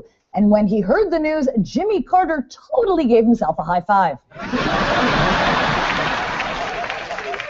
America has overtaken Saudi Arabia as the world's biggest oil-producing country. Wow. And you thought liberals hated America before. On a recent trip to the Mexican border, Democrat Congresswoman Sheila Jackson Lee brought lollipops to give away to illegal immigrant children. She had planned on bringing voter registration forms, but those were still at the printer. A new European law allows people to remove their names from negative news stories on Google. So you know what that means. In Europe, you can no longer Google any stories about Joe Biden. Black unemployment is now twice that of white Americans. And today, Kanye West just said Barack Obama doesn't care about black people. Tyler Perry just won the right to trademark the phrase, "What would Jesus do?" Hey, I know what Jesus wouldn't do. He wouldn't trademark the phrase, "What would Jesus do?" And finally, Burger King has introduced a new Gay Pride Whopper sandwich. It's just like a regular Whopper, but if you choose not to order one, you're immediately accused of a hate crime.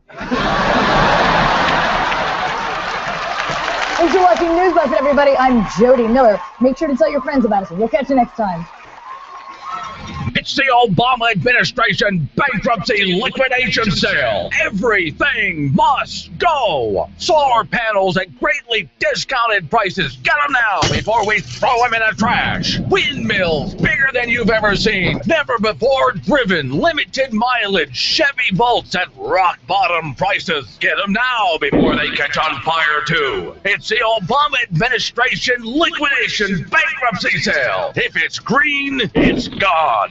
Did you hear? The government is giving away free guns. Yes, free guns. Gun manufacturers around the nation will be mandated to give every citizen a free gun with ammunition. As you know, the U.S. Constitution states that you have a right to bear arms. And since we've been told that anything that is a right, like health care, is given to you by the government for free, then that must mean that soon you'll be able to pick up your free gun. And since free contraceptives are also a right, then that means you get free bullets too. Yes, right now the U.S. government is borrowing money from China and future generations and raising taxes on the mega wealthy just to make sure that you get your free gun guaranteed under the Constitution. Because now anything that's a right in this country is given to you for free. Healthcare's a right, and you have the right to bear arms. It's your right. All right, I think I got this. He makes it his business to know the government's business and how they're all up in your business so you can go about your business. Where was I going with this? Kind of lost track. Anywho, Glenn is back on the air. Now. Yep, there he is.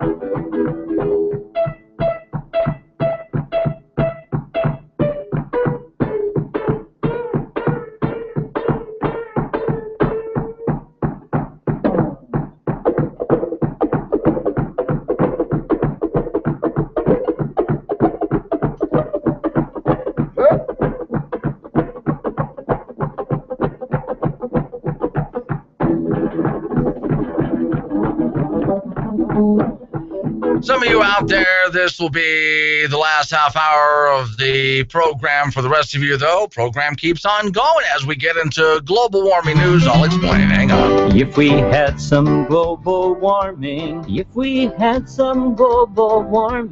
wouldn't be 20 below. It wouldn't be 20 below. If we had some global warming,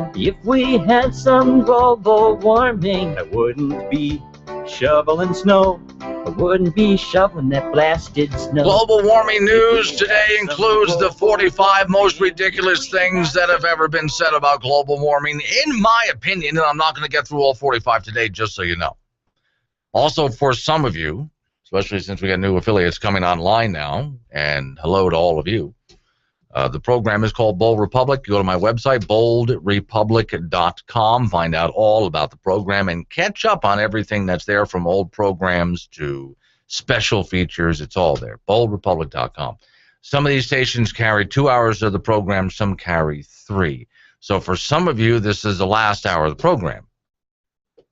If your station only carries 2 hours, please call them, give them a hard time politely, and see if you can get them to carry 3. For the rest of you, the program is in its entirety on my website. All right. 45 ridiculous things that global warming will supposedly cause. Ready? One of them is acne. Now, we've been through some of this before. I know, but the claims are being hyped up. Why would the claims be hyped up at this point? You ever read Sun Tzu's The Art of War? It was written a couple thousand years ago by a military genius. And he talks about this kind of a strategy. And he talks about this kind of panic as well. And it's when you have your enemy in the corner and they're losing, and they know they're losing, and they know they're going down. And so that's when they're at their most dangerous. And so in the sense of an argument like global warming, since they are losing the debate, the science is not settled, by the way, the debate is not over, and they're losing it. If that's the case, then they, in panic mode, start making more outrageous claims than ever before. Global warming will cause more acne. Okay. Global warming will cause AIDS.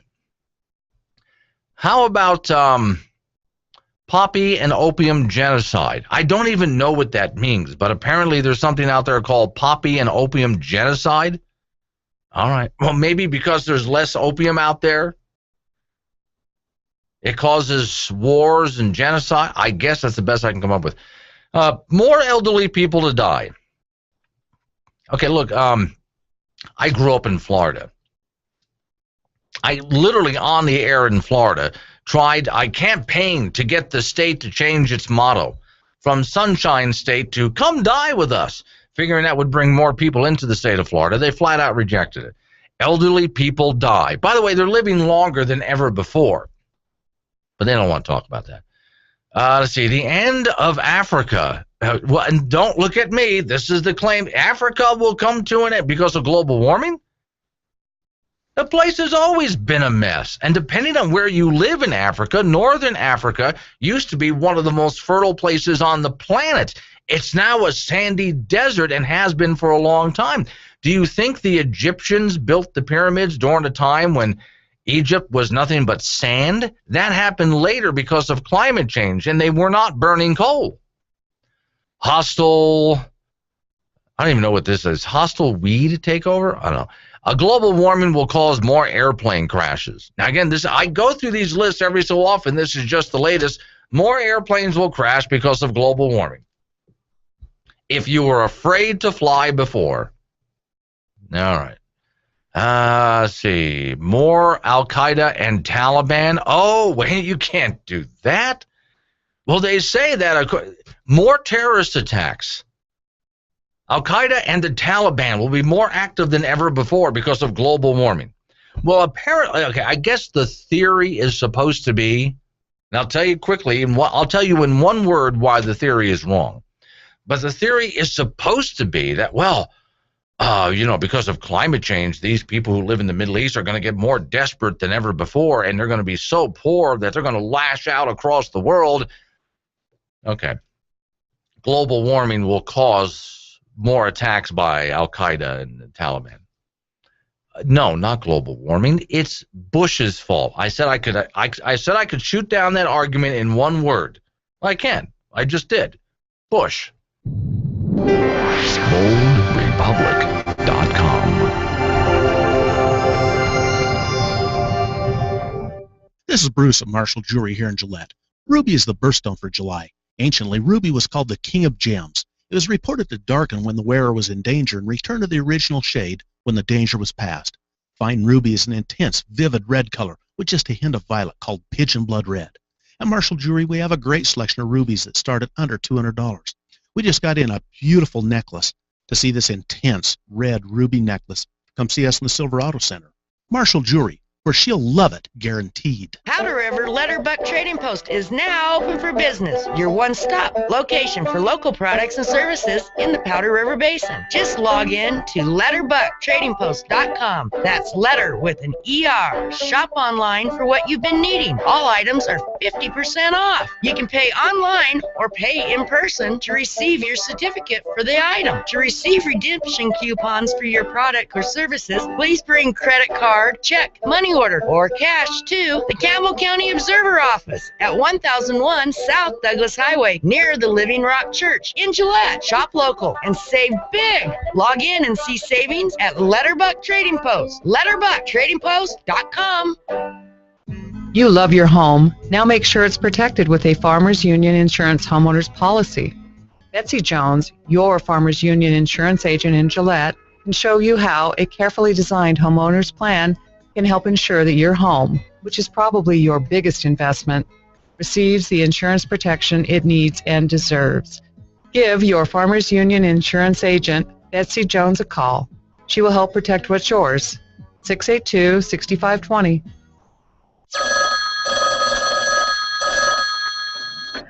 Hello.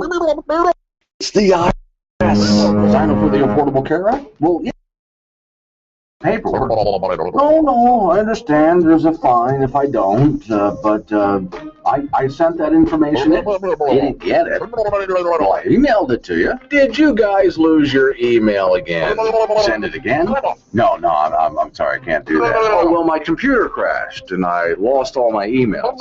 What do you mean, BS? Well, that excuse worked for Lois Lerner.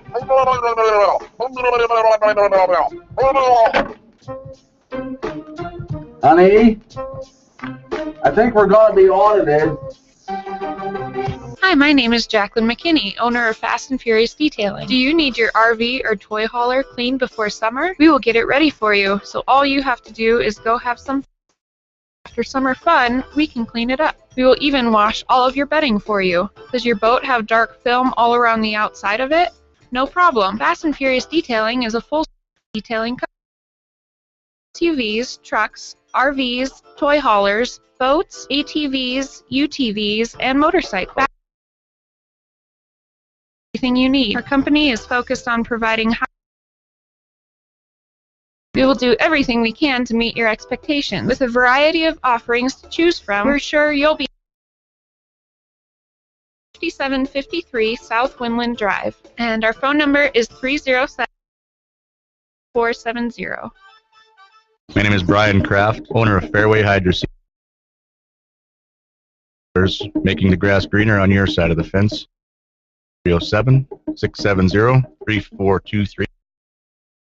572149. Call Brian in the month of July and receive a 15% discount on hydro seeding and sprinkler installation package just for mentioning that you heard this ad on the radio. Fairway Hydro Seeding, 307-670-3423. Sorting through the nonsensical nonsense that makes your life a living hell. It's Glenn Woods.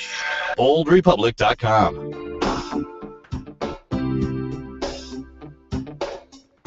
So back in we dive with Levon hanging on through the commercial break. What you got for me, Levon? Are you there? Okay, well, maybe Levon wasn't able to make it through the break. Your call cannot be... Okay, apparently we lost him. And Levon, apparently we lost your connection. If you want to go ahead and try back, just go ahead and do that. 307-363-4093. We got a few minutes left in this hour. You can go ahead and squeeze in. There's also the third hour of the program. I was talking for just a moment or so about 45 of the most ridiculous things about global warming. That I don't make this garbage up. I honestly don't make this up. But the reason that I read it to you is not to waste your time, but just to give you an idea. I want you to hear what they honestly have to say, and then just judge for yourself. And most people out there are suffering from global warming fatigue because of outrageous claims like this. So let's go back again with the most ridiculous, and I just came across this one during the commercial break. Most ridiculous claims that global warming will cause. Asteroid strikes. Asteroid strikes? Apparently global warming will cause asteroids. Well, I had to look that one up during the commercial break. CNN anchor Deb Fiek or something like that asked one afternoon if an approaching asteroid, which passed by Earth and this is back earlier, remember the one that hit the Soviet Union? Soviet Union, did I actually say that? Russia, hit Russia, is an example of perhaps global warming? That was actually a question. Remember there was an asteroid that they were tracking. Then there was the other asteroid that hit from the other side of the planet and hit Russia. Could that have been caused by global warming? That was actually a question that they asked. How is that supposed to work, I want to know? Does a warmer planet suck in more asteroids? Is that what I don't understand. Levon's on the phone again. Hi, Levon. Glad you called back. What you got for me? Hey, Glenn, I was sitting there thinking with global warming, if it's going to make people even nuttier in the Middle East, but they can't fly over here because it's going to be impossible to fly. That's a good point. Okay. Now, it is now, the date is 7/14/2014, 3:46 in the afternoon. This is your brilliant moment. You've won the award. Well, wait, there's more, though. Oh, there's more? Oh, you're going to go for the hat trick here. Okay, go ahead. I am. It's going to, them selling a sloop over here is going to take about 4 months. I'll give them some time to cool off. Well, here's what I'm worried about, though. I mean, I'm going to take your theory, okay? So these terrorists get in an airplane to pull another 9/11, and the plane crashes because of global warming. Okay, with our luck, that means they never get to their target. But if they do arrive at their target, then the terrorist attack will not be blamed on the terrorists. The terrorist attack will be blamed on global warming. We won't know who really hit us. That's terrible. That is terrible. Yeah, you brought it up. Don't look at me. I'm going to go ahead and post your brilliant moment on my website for you. And I do that when people call. Thanks, Leva. Whenever somebody calls up with a brilliant moment, I carve it out and I put it up on my YouTube page and website for just a little while. So people can, so they can hand the evidence to their wives if they're married. I won a brilliant moment. It's official. I made it on the radio. I won an award. So the wife has no choice but to admit it. I kind of doubt they do, but, Lee just sent me a note over the video feed that we have, which, by the way, if you're watching by video, you can go ahead and do that. There should be a box where you can leave comments. Al Gore is speaking down in Australia, which, during his speech about global warming, he had a record cold snap. Of course he did, Lee. Wherever Al shows up, it snows. Seeing that he has an uncanny knack to speak about global warming during record cold, can we get him to speak to us in August? I'm a little afraid of, I understand where you're going with that, Lee, but I'm a little afraid to invite Al Gore here to speak. Well, unless we finally do, because we've been in like the 70s during our global warming here in Wyoming. We've mostly been in the 70s. If it gets warm, I tell you what, if it gets warm enough, we'll invite him. If we need the relief, we'll invite him, Lee. But right now, I'm afraid it's going to snow in August if we invite Al Gore, if we can't even get out of the 70s.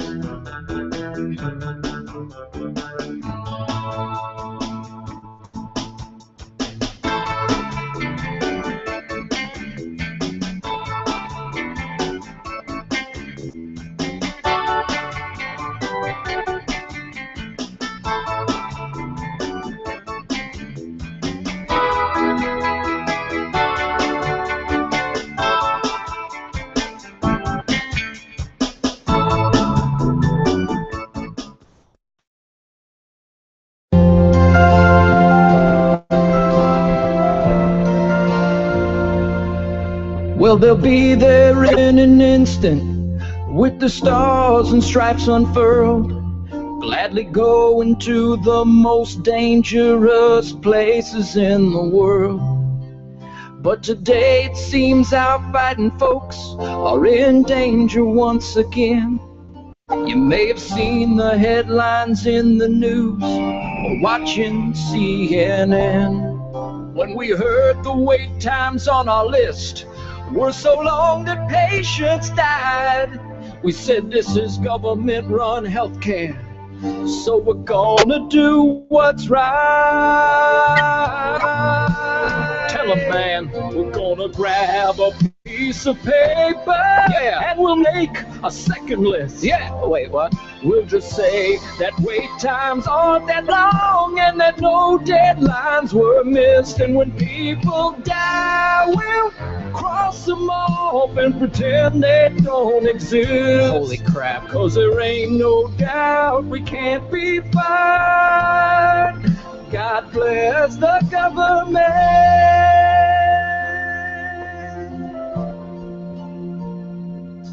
It ain't just about the soldiers. You see, we also sacrifice. There are days we don't get home until the break of 4:45. But for all the soldiers out there who are sick and need some help, just what can they do to get the government to care about their health? Well, there is one thing. Just tell them grab a piece of paper and write down something like this. Oh my God. Then abandon your whole unit. Then they'll care when you get sick. And if people die when they look for you, we'll pretend they don't exist. This was a mistake. 'Cause there ain't no doubt we can't be fine. God bless the government.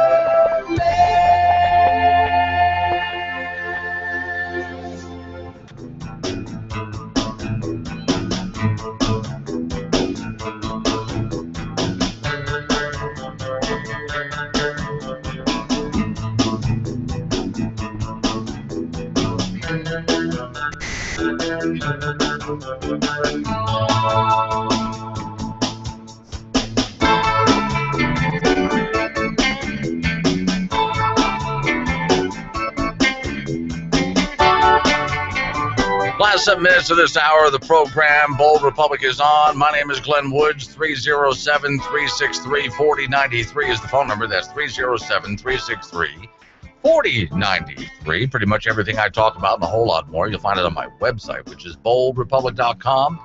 And you can do what we got a call and we got a message online. So if you're watching by video, you can use the message box to go ahead and send me, and I'll respond to it like I did with Lee. You can also call like Levon did, 307-363-4093. And since it's the last few minutes of this hour of the program, you can change the subject if you want. Interrupt me if you have to. I'm just running through the latest list of ridiculous, some of these are old, some of these are new, ridiculous claims global warming will cause the following. By the way, Lee, thanks for bringing up, well, in parts, and Donna just mentioned to me during the course of the commercial break here, in parts of Wyoming, it's still snowing out there. So we don't want to invite Al Gore to come speak in Wyoming at this, not this summer anyway. Last summer we could have used him, but all right, let me see. Fortress, let's see. Rich will get richer, poor will get poorer. Oh, okay. That has to do with global warming, apparently. Oh, for those beer drinkers out there, the beer is going to be worse. But you see, I've also read articles where the beer is supposed to get better. So, all right. Brain shrinkage. All right. Okay. Your brain is going to shrink because of global warming. Aren't you glad it's really cool out there? And you're going to hate this. Speaking of shrinkage, I'm going to do this as delicately as I can possibly do it. Brothel shortages. Yeah. So for those of you who like to go to visit the ladies of the evening, there's going to be a shortage of them. Look, because of global warming. Don't look at me that way. This is what it says. Return to the Black Plague, that would be because of global warming. Cannibalism, because of global warming. This would be the global warming zombie apocalypse, apparently. Now, here again, I don't need to destroy. I have used science to rip apart their argument. But you know what else you can do to rip apart the global warming argument? Just sit here and name things. Well, and this is, according to them, this is science. Just sit here and read off lists like this. And people suffer from what is now being categorized as climate fatigue. They've had about enough. Cataracts. Well, apparently people are suffering from Okay, Swede is on the phone. You know what? I'm going to take a guess before I pull Swede up on the phone here. I'm going to guess it's because of beer. Swede, am I right? That's right. How Okay. could beer get worse? Well, I'm thinking that beer is going to, they said beer is going to get worse because of global warming. But I'm thinking a guy like you who makes homemade beer would know how to use the higher temperatures to his advantage. Well, sure, and higher temperatures would probably make better hops. So there you go. So we want global warming so you can have better beer. Well, sure. If you freeze your hops, you got no hops for your beer. Well, there you go. And for that matter, if it gets cold enough and stays cold, it's just much more difficult to grow what you need to grow the hops and whatever other materials you're using. Barley, you betcha. Yeah. Okay. So yeah, I'm so glad when you call the radio show and say things like "you betcha." Yeah, sure, you betcha. Yeah, that's right. We all know where Swede is from that. All right, Swede. Well, he's a beer expert, so he knows. All right. Thanks for calling, Swede. I appreciate it. There, we just debunked that. Global warming will make better beer. This guy knows what he's talking about. If you go visit him at his house, and I've been there, you will hear gurgle, gurgle, glub, glub. And it's not coming from his belly. Yet, that happens after dinner. It's coming because he's brewing stuff there. So, okay. Let me see. I don't even know what that one's supposed to be. More cougar attacks. Now, I wonder, when it says, this is from these are actual news articles, people. I'm not just reading some stupid list. Don't believe me? Go look it up. Get on Google and type in global warming will cause cougar attacks. Now, I got to wonder, because in some cases this could be good, in some cases it could be bad. If I'm in the jungle and I'm attacked by a cougar, that's a bad thing. But if I'm walking through downtown on a Saturday night and I step into a bar and I'm attacked by a cougar, that could be a good thing. What kind of cougar are we talking about here? Okay, only rich people will be thin and healthy, that according to a supermodel. Gingerbread house apocalypse, don't even know what that is. End of golf. Oh, that's it. You golf lovers won't be able to play anymore. Fewer home runs for you baseball fans. No more hockey for the hockey fans out there. All your sports is going away. No more pasta. Maple syrup shortages because of global warming. More pirates because of global warming. Let me see. Oh, I told you guys about this last week. The extinction of redheads. We are going to have fewer redheads because of global warming, because they tend to come from coastal areas and so on. And, of course, the seas will rise and drown all the redheads or something like that. Let's see here. Pugs and other short-nosed animals will go extinct. So if you have a pug, I'm sorry. You're going to lose your pug according to global warming. By the way, those other little yappy dogs that people get, those little rat dogs, my theory is they make great hunting dogs. You use them as bait? Yeah. Okay. Did you mean cougar attacks in Beverly Hills? Comes DJ. Yeah, that too. But, across America, DJ, pretty much any downtown bar you go into, there's a cougar attack.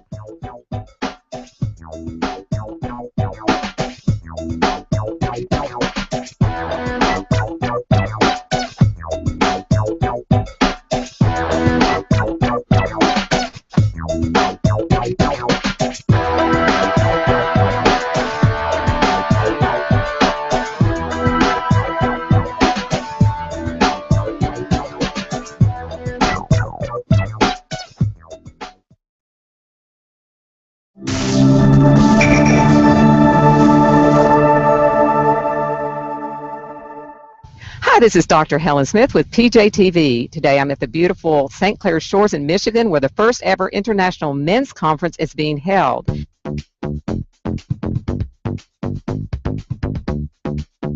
Sage, tell us a little bit about, number one, why you're at the conference, and then also tell us a little bit about the work that you're doing out in the college outreach program.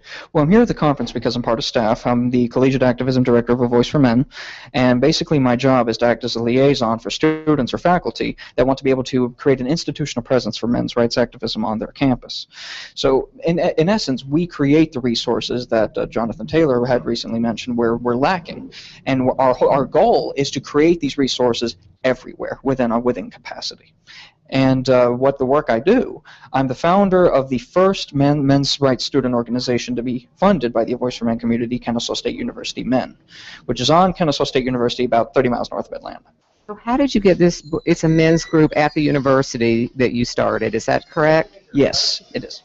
Okay, and how did you get that started? Because so many men tell me that it's very difficult, or they can get a group started, but it's hard to do. Is that correct? It is hard to do. In fact, my recording rights have been attacked, and I had to talk to legal counsel about it since there is some backlash to be expected. Thankfully, the backlash I got was nowhere near as intense as other students that have tried before. And where's the backlash coming from? The backlash comes from corruption in the academic institutions, particularly in my case, the attacking of my recording rights meant that I was recording to public space to show donors to KSU Men what their money was going towards, and somebody had physically grabbed me, pulled me aside, and stopped me from recording, even though they had no right to do so. I had to, that kind of opposition, plus hate notes being dropped off by gender ideologues, including radical feminists, create a very hostile environment to the production of the. Do you think this means that a lot of men are afraid to belong to a men's group? Yes, in fact, that's been our exact experience. A lot of men are afraid to join, and what are their thoughts? They're worried that there will be sacrifices to their careers. They're worried that it will come at a loss of prospects. They're worried that it will in some way sabotage the investments they make in academia. So as a result, we have to jump over that emotional hurdle so that they understand that the issues are important, and so we have a dialogue. They are important, but what do you say to that man who may indeed get a worse grade in class or may indeed have a problem getting his degree? Is that a possibility from joining one of these groups? It would not. It is a possibility in the sense that an ideologically motivated people would try it, but it would be if the student has not done anything wrong. Then of course we have the connections necessary to hold the teachers or whoever does that accountable. We have the connection to A Voice for Men is very valuable in this regard. We have a journalistic capacity and a lobbyist capacity. We work with administrators on Kennesaw State University in particular. So if they try anything funny, we can report on it and in essence, make sure that the students are protected. Right, at this particular university. What about at other universities? Do you ever work with places like, say, FIRE, the Foundation Individual Rights in Education, places like that that help people who are in education who have problems in the area of bias or discrimination or unfair speech? We haven't done anything with FIRE yet, but we have had a dialogue with A Voice for Male students. And working with organizations like A Voice for Men, National Coalition for Men, we've had dialogue with National Coalition for Men, and A Voice for Male students creates this amazing network where the resources are available in the event that Kennesaw State University Men alone cannot solve a particular problem on campus. And yes, the thing about Kennesaw University Men that's very special, that's very important, is that come this November, we're going to have an election that marks the one-year anniversary of the organization, and it's going to show if the model can last over time, and if so, we can use that as a model to implement on other universities, and it can expand to university systems and hopefully nationwide. So if a guy's out there and he's like, I want to start a men's group, where can he find you, and what does he need to do? All they need to do is look at my email on the A Voice for Men masthead. My email's listed right there publicly, and if they contact me, I will help them build a market demographic or culture demographic, some sort of survey, or to learn more about their campus community, and I can help them learn about how their university works, in essence, look at organizational charts and what have you, and help them build strategies to actually really install something that sinks deep into the campus and just won't leave without a fight. Well, thank you very much, Sage. That was really interesting. Well, thank you so much.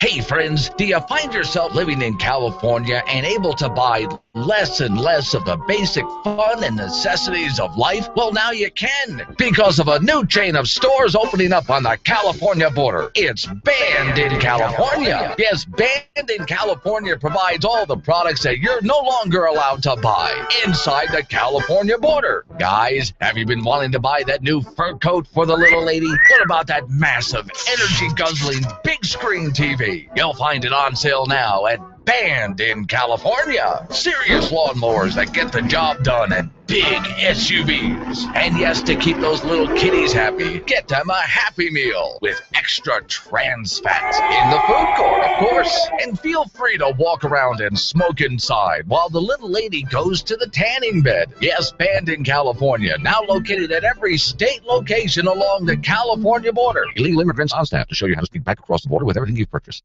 Bold Republic pays tribute to the late night infomercial. There's never been a day in the last 4 years I've been proud to be his vice president. For the first time in my adult lifetime, I'm proud of my country. Do me a favor, could you say senator instead of ma'am? Yes. It's just the thing. I worked so hard to get that title. But resist, we must, and we will much about that be committed. Maybe Corpsman Bouchard, a three-letter word, jobs. J-O-B-S, jobs. Unchain Wall Street. They're going to put y'all back in chain. Under my plan of a cap-and-trade system, electricity rates would necessarily skyrocket. Yeah, my fear is that the whole island will become so overly populated that it will tip over and capsize. Irreverent, but honest and tastefully tacky somehow. Here comes another hour of insensitivity training with Glenn Woods. It's the last hour of the program. Bold Republic is on. My name is Glenn Woods. Thanks for joining me. So, yeah, you can get a hold of me right now. A couple of different ways. I'm going to tell you all about it. Let's go. And since it is the last hour of the program, that means you get to change the subject all you want. Interrupt me if you have to. That's fine. 307-363-4093 is the phone number. That's 307-363-4093. Or if you're watching by video live stream right now, just go ahead and use the box. Type in questions, comments, obnoxious, snotty remarks, and I will respond to all of them while I'm on the program right now. So, the host city for the Republican convention. Apparently the mayor was the next Republican National Convention, that is. The mayor wants to talk about guns during that convention. So could this be good? Where is it? Cleveland. 2016 gets a Republican convention. And the return of LeBron James to the Cavaliers, don't ask me what that's all about. I'm not a sports fan. I have no idea. And stricter gun control measures if the city council approves a package being pushed for Cleveland. Now, I got to wonder, stricter gun control measure, why in the world would you want to make the city less safe, especially if you're bringing a convention to town, by restricting guns? Well, those liberals out there would say it makes the city more safe. No, Chicago, Washington, D.C., New York, obviously not. The proposed ordinance would limit gun purchases to one per, and let me ask before I finish what they're proposing here. Do you think that this will stop anybody at all? If they're going to pass legislation like this, wouldn't they want to pass some kind of legislation that would actually work? All right, let's take a look. The proposed ordinance would limit gun purchases to one per person per 3 months and prohibit gun owners from leaving firearms in an area accessible to minors, okay, and create a registry, there we go, gun registration, in the city that would require convicted gun offenders to register with police for 4 years. Now, let me ask you something here. First off, convicted felons, I don't care if they're trying to get on the straight and narrow or not.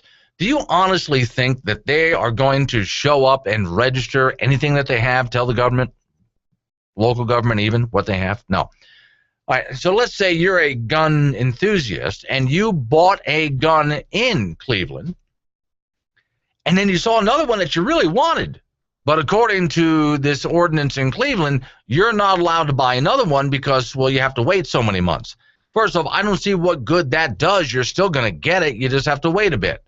So, does what? Solves what?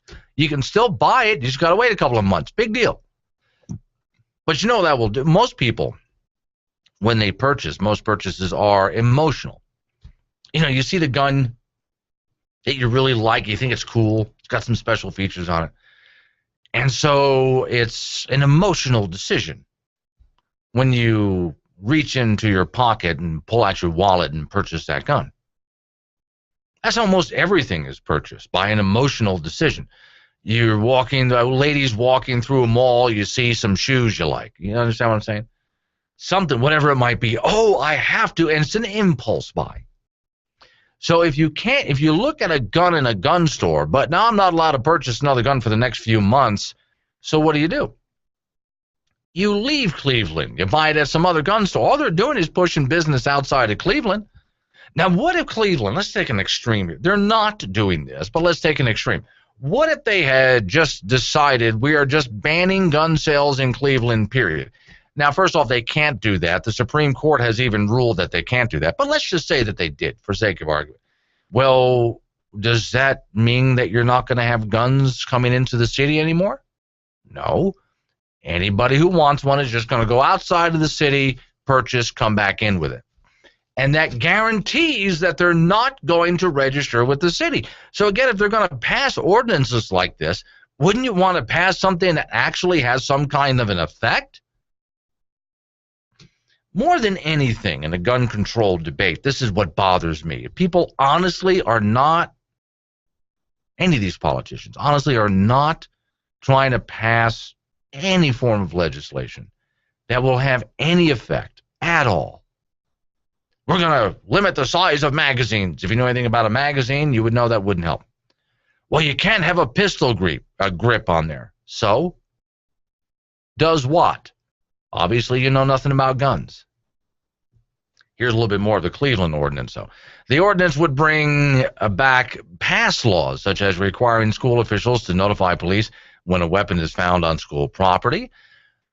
The only thing I don't like about that is it brings into our society that sense of panic again. You know what I'm talking about by that sense of panic? Well, you see a gun, everybody's got to scream and panic. Like when someone points a finger in the shape of a gun, everybody's got to scream and panic, lock down the school. Remember the times when people used to pull up? I remember this. I'm not that old, but I'm old enough to remember kids showing up at school in a pickup truck with a gun rack in the back and a rifle there. And the truck was left unlocked in the school parking lot, and nobody cared. But now if a gun is on the panic. If somebody says the word gun, panic. This is the nation that you want to raise? The future generations of you want to raise this. Well, we're in big trouble if we raise future generations that panic at the sight of a firearm. We honestly are asking for serious trouble down the road. But why would they want it? Let me ask you this. I'm not trying to get conspiratorial on you, but I'm just curious. Why would they want to instill panic? Sometimes I just kind of wonder, are they trying to do this to keep us in control? I don't know that that's the case. I just wonder sometimes. If we teach future generations to panic at the sight of a gun, then it's much easier to control them when the police show up. Allowing people, this is back to the ordinance from Cleveland again, they would allow people to voluntarily surrender guns to police without penalty and banning the sale and manufacture of gun replicas. Again, all you're doing that is pushing that underground or out of the city. The pending laws in Cleveland promoted at large, protests Sunday afternoon. In other words, the people of Cleveland were not all that happy with it. Those opposing the new restrictions carried rifles and wore NRA T-shirts and hats and other such paraphernalia, according to the newspapers in Cleveland. Those supporting the new laws were described as flower children who carried anti-gun signs and danced to the beat of a trombone. Okay, here's the difference between the two sides, though. If you go back Follow someone who is part of the pro-gun crowd home, and you will find they live in a very safe home. The other people, well, their homes, they're victims. If someone ever breaks into their home in the middle of the night, what are they going to do? Play the trombone? Okay. Well, the mayor, quoting here, the mayor should have a right to tailor the laws of the city of Cleveland to restrict gun access to minors, according to one 26-year-old anti-gun protester. She said to the newspaper, already potential laws facing legal questions. Quoting here, the United States Constitution, Ohio Constitution, and state laws or federal laws are the only means by which regulation can be imposed on firearms in the state of Ohio. That, according to a woman who is a member of the Concealed Carry, there's a Concealed Carry Coalition group out there. His name is Jeff Jarvis. He wrote a letter Friday to the Cleveland law director, according to the Plains Dealer, which is another newspaper out there. Ohioans for concealed carry plans to file a lawsuit against it. The Ohio Supreme Court ruled in 2010 that the Ohio state legislators can pass a statewide law that blocked much of what Cleveland and other Ohio cities have passed, but they can't pass a ban, though. See, in other words, and this is according to the Supreme Court law. No, law? Boy, I said that, Supreme Court law? Well, the Supreme Court is writing law, so I guess that does fit. Supreme Court ruling that says, no, you cannot stop someone from owning a gun. If they want to own a gun, they can own a gun. But local, city, county, state can write ordinances and write restrictions, which, of course, once again, we'll do. Well, just like banning guns have done nothing, so do the ordinances. If the ordinances pass and litigation is prolonged, it could overlap with the 2016 convention, putting gun control on the national agenda again. Now, my answer to that is good, bring it on. See, it doesn't irritate me that they would pass something like this. The answer to that is good, go ahead, bring it on. Let's take a look at what happened in Colorado. Well, remember the recall election down there. Colorado had some bonehead politics. Remember the woman in Colorado who was on the committee writing some of this anti-gun legislation? And she actually thought, first off, she called it a clip. Somebody corrected her and said magazine. So she started calling them clip magazines. And she was actually under the impression that when you've emptied out the magazine, you were supposed to throw it away. It was empty. So you threw it away, and you had to go buy a whole new magazine, not realizing that someone could just open up a new box of bullets and reload the stupid thing. This is who was writing gun legislation. All right, so now the governor is in trouble because of the legislation. There have been recall elections. By the way, who sponsors those recall elections? Who started them? Average Joe blue-collar workers got together and decided they had just had enough and started some recall elections. And because of that, they've had some change in their legislature in Colorado.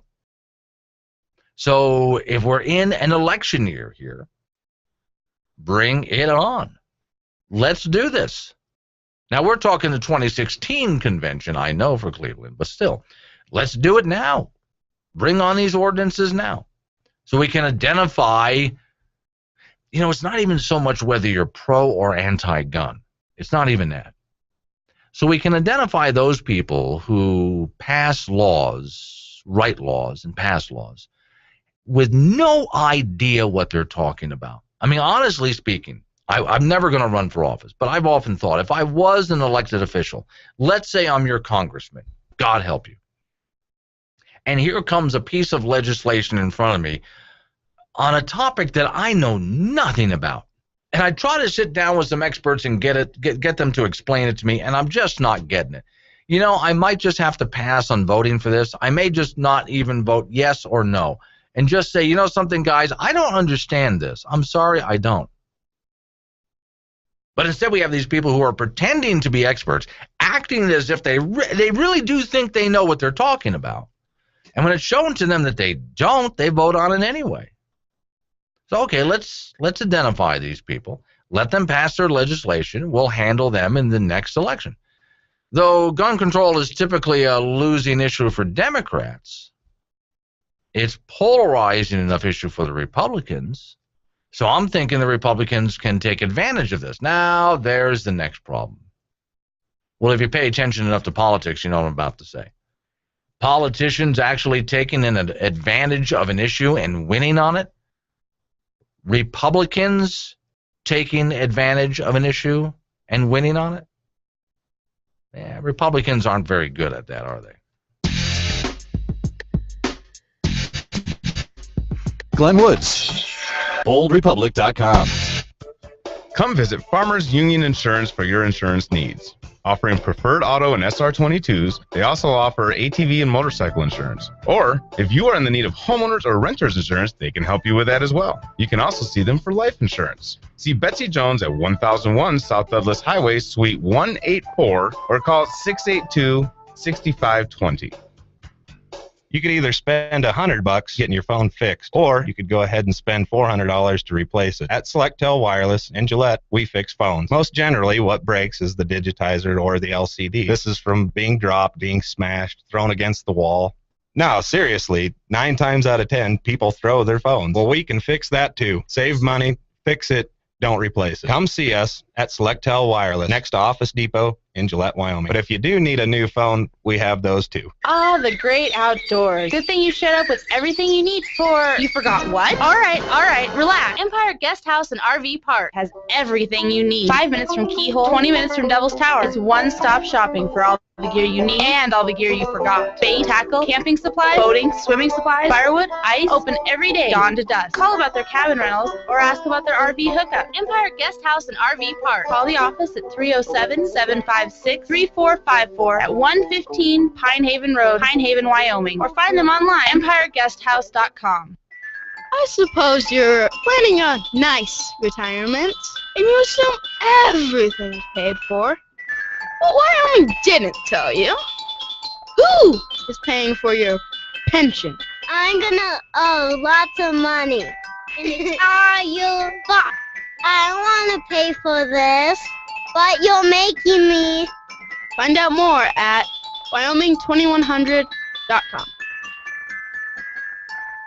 So say you're a little company with some big ideas and you'd like to get your advertising out there. Well, come on with me. This is American Standard Media. See, normally to get this kind of service, you'd have to go to some big city market, but we do all of it right here in little old Wyoming. And because we don't have to pay big city rent and big city taxes, we can pass those savings on to you. We help your business out in all sorts of ways. We can produce radio ads for you, television commercials, YouTube videos. We even produce a syndicated radio show out of our own studios that's heard across the West. So if you're a small business that has big ideas and you'd like to find a way to advertise them, come on by and see what we can do for you at American Standard Media, located in Gillette, Wyoming, Highway 59, right behind Visionary Wireless. Give us a call to find out more, 307-363-4093. Then be sure to visit our website, AmericanStandardMedia.com.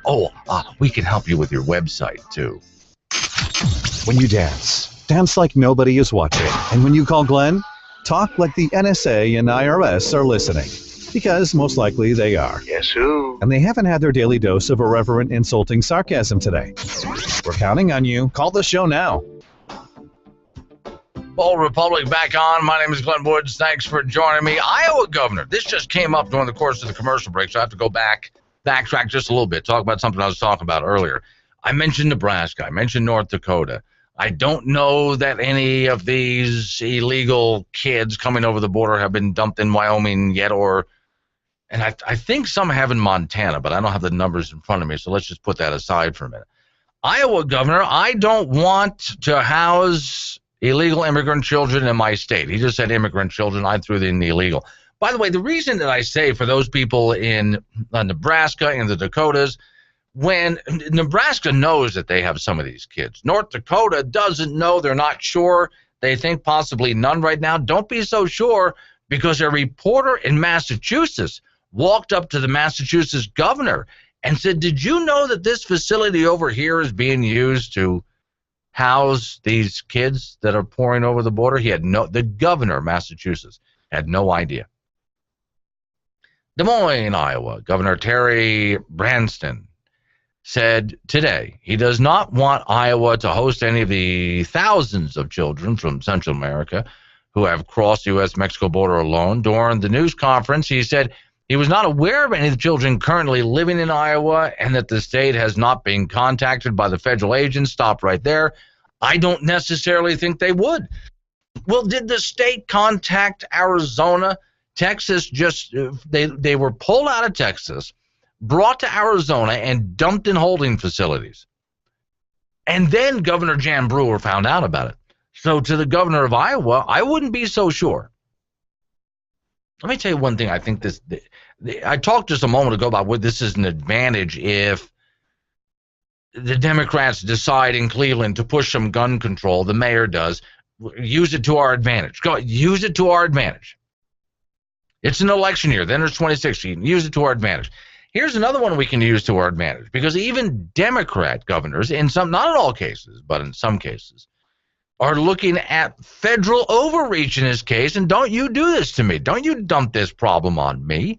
Don't you just haul them into it. So I'm actually looking at Iowa, I'm looking at states that have Democrat governors mainly. And not, if you listen to this program enough, you know I'm not a big fan of the Republicans either, but let's go for the hardcore left on this one.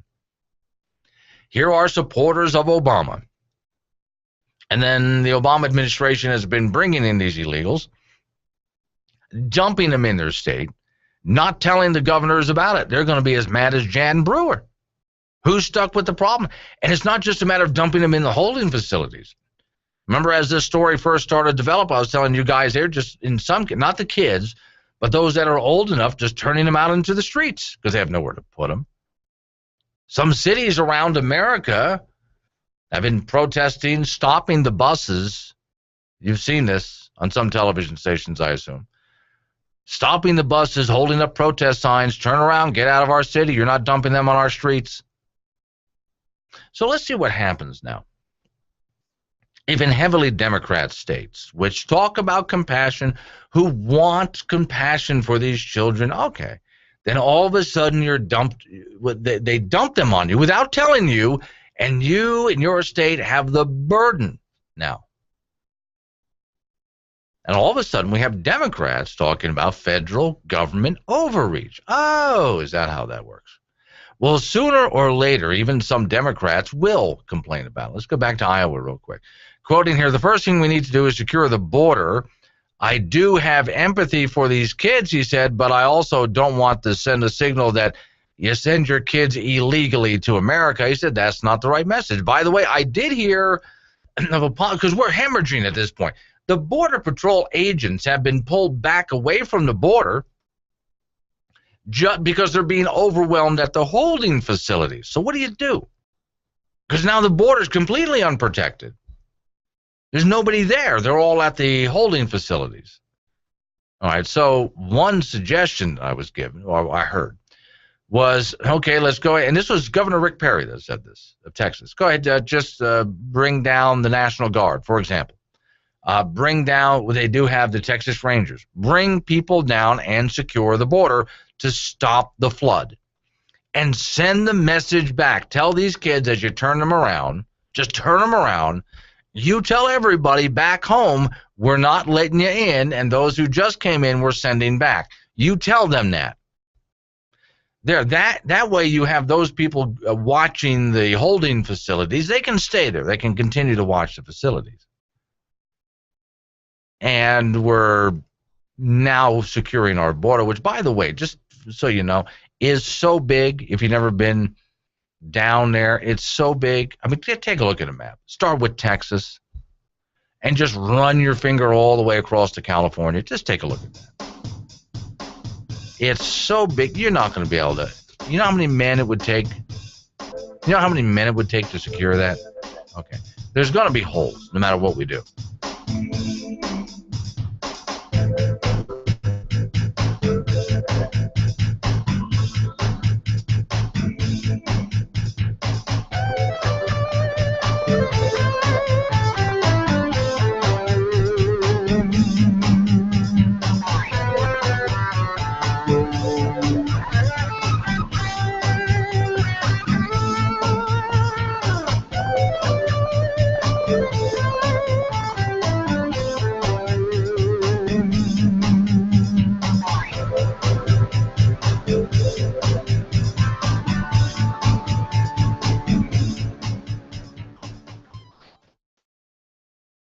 I'm Andrew Klavan, and this is The Revolting Truth. It's time to take an hysterical and panicky look at fake global warming. Fake global warming is one of the most serious fake problems not actually facing our nation today. According to smarmy billionaire Al Gore, we must take useless and expensive actions immediately, or the polar ice caps will be completely melted by 2013, which will be catastrophic when last year arrives. And the polar bears, oh, the polar bears. Studies reveal that over the last 20 years, as computer models of the climate have progressively damaged computer models of their habitat, the polar bear population has steadily increased. But that's only in real life. In the computer models, the poor creatures are dropping like flies. Let's examine the distorted facts. Between the years 1950 and 2000, the Earth's temperature increased approximately 9/10 of a degree centigrade. Over the exact same period, the price of butter in Morris County, New Jersey rose from 77 cents a pound to nearly $4. According to climate change logic, this means that if we give government the power to lower the price of butter in Morris County, the temperature should once again sink back to the levels of the 1950s. And weren't the 50s a fine old time? Who wouldn't want those temperatures back again? I realize there are some superstitious troglodytes who don't believe in science.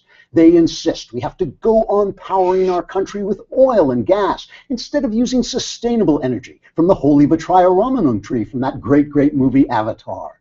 We've explained to them that 97% of scientists believe in global warming, but it means nothing to them, even though the number 97% has been scientifically selected as the most panic-inducing random number available.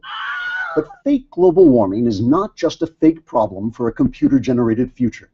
Even as we speak, it's creating a pervasive and irritating whining noise that sounds almost exactly like the President of the United States.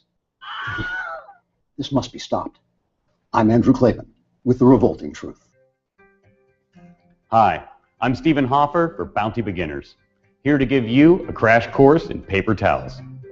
This instructional DVD will lay the foundation for using your new paper towels, from setup to basic wiping. Ready?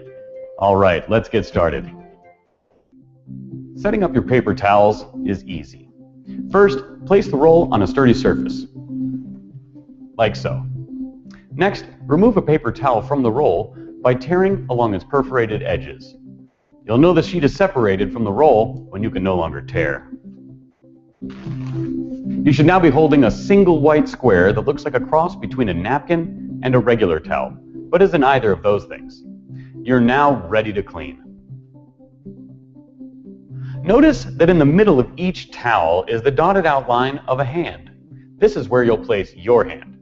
Not a friend's hand or a stranger's hand, but your own hand. Go ahead and try it now. Make sure that your paper towel is directly on top of the stain and not beside the stain. Otherwise, you won't absorb any liquid. Place your paper towel directly on the stain and make a gentle wiping motion. As soon as the stain is absorbed, discontinue wiping. Or else, after several days, you could seriously damage the skin on your palm. Congratulations! You now have everything you need to begin using paper towels on your own. But before you do, let's review some frequently asked questions and concerns about paper towels. I'm left-handed. Can I still use a paper towel? Of course. Paper towels can be used by righties and lefties. If I let go of my paper towel, will it float away? Nope. Paper towels have weight, like cars, or rocks, or even you. Can paper towels absorb blood? Absolutely. Thanks for watching this DVD. Feel free to watch it again as often as you need, or until you're comfortable with your paper towels. Enjoy your Bounty Beginners, and happy cleaning. So, yes, Glenn is pro-gun, but we only let him have one bullet, and we make him keep it in his pocket. Sound familiar? Inside that man's body is a little child calling out for help. Let's get back in there. Here's Glenn Woods.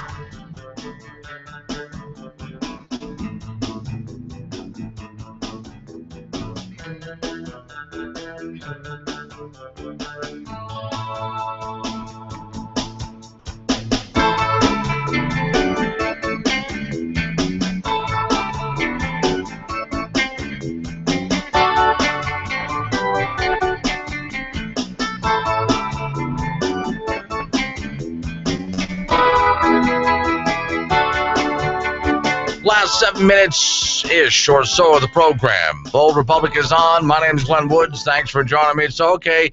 Let's check in on the IRS scandal. There's so many scandals going on. It's hard to keep track of all of this. All right. IRS scandal, latest of. Darrell Issa is supposed to be in charge of this. White House is asking Darrell Issa to drop the subpoena. Well, the subpoena, it's about the missing emails, for example. White House is asking Democrat Representative Darrell Issa to withdraw a subpoena for a senior advisor to President Barack Obama, and is offering instead to hold private briefings on activities. The administration office said in a letter Monday, today, White House counselor offered to brief Issa on the California Republican. Yes, there are Republicans in California. Now, they tend to live in bunkers with, and they do, with a lot of real dangerous stuff around. I mean, I don't think they mine the thing, but there's moats and there's barbed wire if you're a Republican in California. But all right. In a letter, they ask him to come for a meeting. The Hatch Act prevents the executive branch employees from engaging in political races and campaigns. White House insists that the office is in line with the law, while Issa is accused of, and it goes on to the details as why. I wouldn't go for it. I would stick with the subpoena for a lot of different reasons. Mainly, I just don't trust the White House. I mean, what would you think? If you were in his position and you had subpoenaed somebody, but the White House, this administration says, why don't you just come have a private meeting and just drop that little subpoena thing? What would you think? Would you be suspicious? I'd be suspicious. Back to the IRS again here. Now, FBI investigators, here's the headline. Group at center of IRS scandal has never been interviewed by FBI investigators. Why not? Oh, I know why. Because we have to send, Eric Holder has to send someone to Nebraska because he was in a parade with a outhouse with the Obama Presidential Library written on it. And he probably got a lot of applause when he went down the street. We have to investigate that. But no one's interviewing anybody regarding the IRS scandal. No one from True the Vote. Well, now, True the Vote, by the way, was started by a Democrat, in case you didn't know. Highest profile organization targeted by the IRS in the scandal, but there are a lot of Republicans member of True the Vote as well. They just want, well, no, all they want is to make sure one person, one vote, no cheating. The scandal involving improper scrutiny of conservative-leaning nonprofits have been interviewed by the FBI or investigators from the Department of Justice. So in other words, when conservatives have been targeted by the IRS and there's supposed to be an investigation underway, those conservatives are probably sitting at home by their phones, watching their mail, checking their email, thinking, at some point the FBI is going to show up and investigate me. Well, I'm sorry, interview me as part of the investigation. I would think that if I had started a Tea Party group that was targeted by the IRS and there's supposed to be this investigation ongoing, I would be waiting. At some point, the FBI is going to show up or somebody is going to show up and ask me questions because I was the victim here and there's this inquiry going on. Nobody shows up. I would be tempted then to go down to the offices of the people who are supposed to be investigating me. Well, apparently you failed to make an appointment to see me, so I just thought I'd save you the trouble. See where that gets me. The stunning revelation comes days after Attorney General Eric Holder rebuffed the suggestion that an independent investigation is needed into the growing scandal. He doesn't even believe there is a scandal, much less a growing scandal. Holder told ABC News this past weekend, and I talked about that interview earlier, that a special investigation was unnecessary because career people and FBI agents were doing a good professional job at investigating the matter. Apparently not, because the emails are gone. Where are you, Eric Holder? The victims are not being interviewed. Where are you, Eric Holder? Oh, that's right. There's a guy in Nebraska who built an outhouse and called it the Obama Library and quite literally paraded it down the street. You got to go talk to that guy. You got to investigate that. All right, now we know where our Calder is. I'm Professor Burke from Farmers Insurance, and this is 30 Seconds of Smart. So you want discounts on your home insurance? Upgrade your roof. Upgrade your plumbing. Get a burglar alarm. Get a fire alarm. Combine policies with your spouse. Bundle your coverage. Quit smoking. And, of course, talk to farmers, because the more you know about home insurance, the more you can save. We are farmers. Get smarter about your insurance at farmers.com. Stop by and see Lyle Austin, 201 West Lakeway Road in the Lakeway Professional Center, 686-5002. That's 686-5002. Howdy, folks. Do you like good olive oil but can't find what you're looking for because it has 3 or 4 different countries of origin? Swede from Swede Specialties has 100% USA grown and pressed olive oil available for you. We even have flavor-infused olive oils like garlic, basil, and many more. Check out my website, swedespecialty.com, or give me a call, 307-686-0588, and enjoy. Hey, want a new way to sell your product or service? Well, Letterbuck Trading Post is your answer. Sell your product or service on our online store. We will do all the work, and you get to grow your customer base. All Powder River Basin businesses are welcome. Maximize your business sell potential the Western way at the Letterbuck Trading Post. Just go online to letterbucktradingpost.com. That's Letterbuck with an ER, Buck, tradingpost.com, or stop in to the Campbell County Observer office at 1001 South Douglas Highway, next to the Living Rock Church, behind Subway in Gillette. Let the Letterbuck Trading Post work for you. If you're about ready to propose, here's a beautiful way to do it. Make a dinner date for 2. After you order dessert, show her she's the one. This is Bruce at Marshall Jewelry. Sure, you're nervous, but relax. She just wants you to ask. So make a dinner date for 2, and for dessert, show her that she's the one. Show her that she's the one with a breathtaking, gasp-inducing, tear-producing diamond from Marshall Jewelry. Come see us for a diamond. Then make those reservations. Dinner for 2. Marshall Jewelry, where she'll love it, guaranteed. Ah, summertime. You know, the great outdoors. You know what half the fun is with getting away from it all? Shopping. I mean, we're talking guns, bows, arrows, knives, camping equipment, from tents to sleeping bags, clothing, bug spray, fishing line, lures, tackle bait, cooking equipment, MREs, even all the latest electronic gadgets, and they've got it all at Rocky Mountain Discount Sports with locations throughout Wyoming. So no matter what you need, before you head out into the great outdoors, do some shopping. That's half the fun, isn't it? Rocky Mountain Discount Sports, conveniently located in Gillette, Wyoming, on South Douglas Highway and 1351 CY Drive in Casper. Need to let off a little steam? Yep, that's why we installed phone lines into the studio. Call Glenn now. Old Republic is on the air. Here's Glenn Woods. All right, last 15 minutes-ish of the program. My name is Glenn Woods. Thanks for joining me. So, all right, you like your neighbor's house? I'm just wondering, what if you didn't like your neighbor's house? Well, apparently you can sue them. I used to really think North Carolina was one of the most conservative states ever, but they're starting to have problems. And they did go blue state for a while, but then the Democrats immediately took a state that was financially in the black and threw it into the red overnight. Now they're getting back into the black again because they're getting more conservatives in office once again. But then there's problems like this. Raleigh, North Carolina, September. Louis Cherry, an architect, received a building permit and the necessary approvals to begin construction of a house for himself and his wife. And they talk about where it is. You wouldn't know where. Historic district in Raleigh. The neighbor feature. Now, this is a modern-looking home, so you know. A lot of wood involved, some glass and metal as well. Very, very pretty, I think, modern-looking homes. I tend to like more old historic myself. This one looks nice, though. All right. Neighborhood features a variety of architectural styles, though. Post-war bungalows, see, those are my favorites, to Greek revivals, shotguns.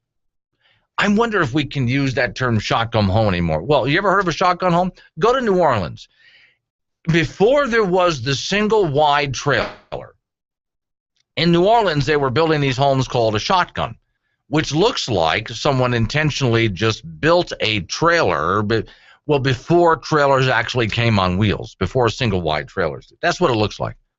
It's a house. It's just long and thin, just like a trailer. Then there's called a double shotgun. Double shotgun is basically a duplex. And again, it looks like someone made a trailer or something like that. So interesting architectural style. And I didn't know that. Apparently they had those in North Carolina in this neighborhood. All right. Well, the houses now that he built, this guy built, is now at risk for demolition, not because of a tornado or termites or any other disaster, but because one of the neighbors doesn't want it there, doesn't like the architectural style. Again, I'm not much into modern architect, but for those watching my video, take a look. For those listening on radio, I'll just try to describe it as best I can. It looks like a beautiful home to me. I mean, it's kind of a boxy-looking home, but it's got nice wood on it. It's unfinished in this photograph here. But it's got some nice wood flat sides and very squared off windows, but a regular pitched roof. Kind of hard to describe. You pretty much have to look at the photograph to know what I'm talking about. I think it's an attractive home, even though I'm not into modern styles. Okay. One neighbor doesn't want it there. Through a series of protracted appeals, the neighbor has been successful in getting the city to reverse its approval for the permit. So in other words, the guy got a permit to build this home. He was able to get the city to reverse. I would sue the city in this case because the house is pretty much all but done. The house passed its building inspection and is 85% complete, yet sits empty. Its furniture can't be delivered because the city will not allow it to happen. I would be suing the city. By the time I'm done, I'd own City Hall. The guy who lives across the street from Mr. Cherry, has a house built in 2008, doesn't like the neighbor. I think it's probably a personal thing, I'd bet. In her appeal, she complained not only the house was too modern for the area, but historical character as well, but also has the impact of, well, they're worried that it would lower property value, something like that. This is where we've come to in America now, though. A neighbor is building a house across the street from you. You decide you don't like the place, so you just keep taking the city to court until eventually they not only change the ordinance, but they take the guy's permit away for a house that's 85% complete. For most part, other people have been prevented from building in this neighborhood as well over a period of about 4 months. This one particular couple that's trying to keep this house out fired a series of appeals to the Board of Adjustment to reverse the ruling. Again, this place might be bulldozed sometime soon. A small group of neighbors who call themselves the Oak City Preservation Alliance rallied to the cause. The actions, they're now actually fighting for the guy. And so now you got a whole neighborhood involved in the battle here. It's a nice home. The guy's pretty much done with it. Let him stay. Let me tell you what the role of government really is in a case like this. This is really the role of government in a case like this. Guy goes to build his house. He really shouldn't need too much of a permit to do it, really. Guy goes to build his house. He owns the property. He's allowed to put there what he wants. It's his property, after all. What's the purpose of the city here? To protect that. Now, if you do live in a neighborhood that has some ordinances, you should be aware of those ordinances before you ever build it. You're going to sign. You're going to become a member of the homeowners association. You know the rules. This guy complied with everything, including city ordinances. The city should be here protecting this guy from his neighbors across the street, not caving in. Got to the point that if a neighbor doesn't like the looks of your house, he can actually have your house bulldozed by the city. I'm going to be watching this one because the fight should have never gone this far, honestly speaking. Should have never gone this far. Let's see if in the end the city does the right thing.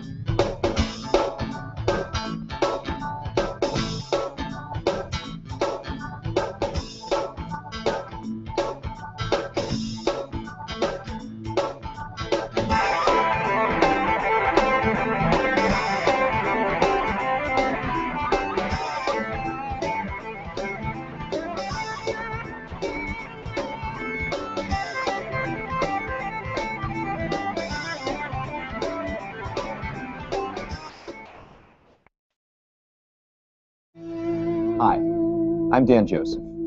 And I'm Eric Shiner, and we're here to talk about an issue impacting America. Every 8 seconds, a conservative Republican gives in to the socialist demands of a fanatical Democrat due to a missing or weakened backbone. But now, there's hope. Now, there's a charity specifically dedicated to providing weak-willed Republicans with the strong backbones they need to stand up to liberal name-calling.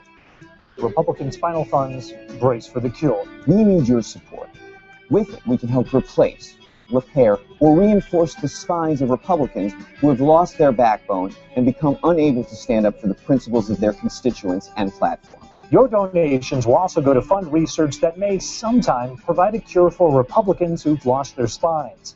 Promising new research suggests that Republican backbone deficiency may be caused by repeated overexposure to controversial issues which, over time, may actually liquefy a Republican's previously strong, healthy backbone. The Republican backbone deficiency does more than simply render its victims unable to stand up to unreasonable demands.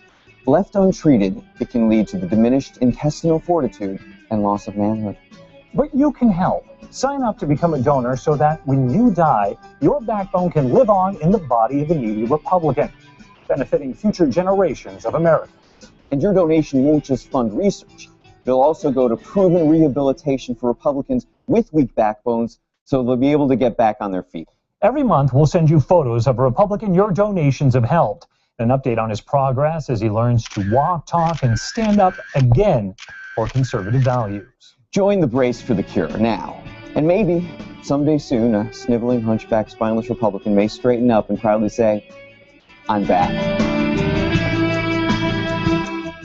It's the Obama administration bankruptcy liquidation sale. Everything must go. Solar panels at greatly discounted prices. Get them now before we throw them in the trash. Windmills bigger than you've ever seen. Never before driven. Limited mileage. Chevy Bolts at rock bottom prices. Get them now before they catch on fire too. It's the Obama administration liquidation bankruptcy sale. If it's green, it's gone.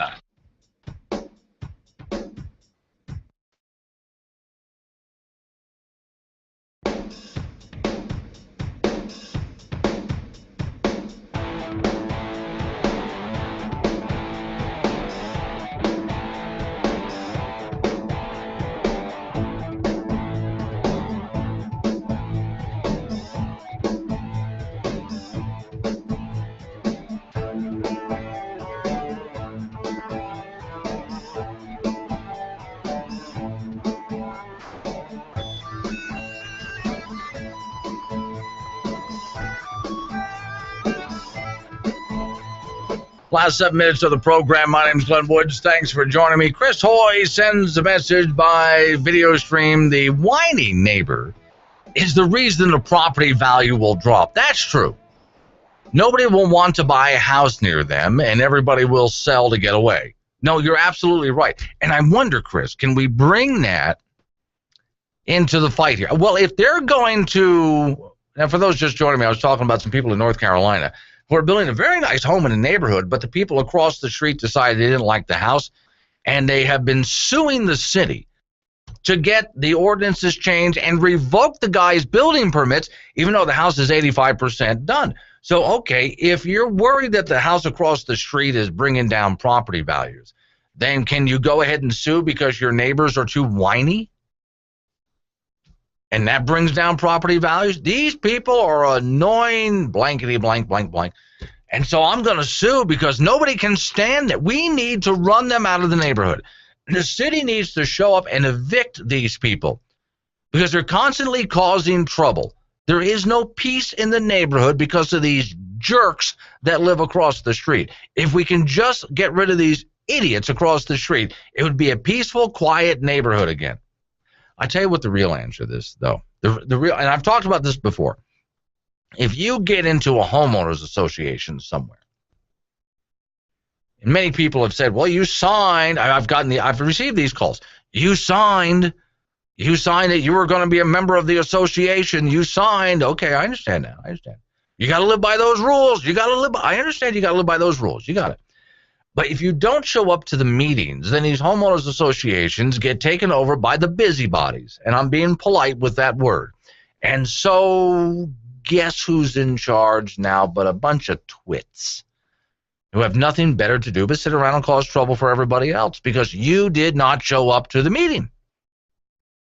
Yeah, everybody, if you can't stand the fighting, neither can I, but if you don't show up to the meetings, the twits take over. That's the same case when you don't show up at City Hall. I know you're busy, I know it's boring, but if you don't show up, your city is taken over by a bunch of whiny, busybody little twits, and then you get what you deserve. You got to show up to the meetings. And you got to make sure that these people don't take... You know, something that thrilled me to death. As I said, I was in Casper, Wyoming, the past Saturday, talking to some politicians. How many politicians looked me straight in the eye and said, I really don't want to have to do this. I don't want this job. I'm running because we got to get these people out of here.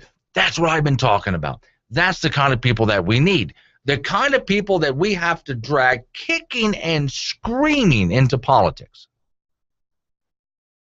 That's who needs to be in office. They don't intend to stay. They're going to show up, serve a couple of terms, and leave. That's what we need in office.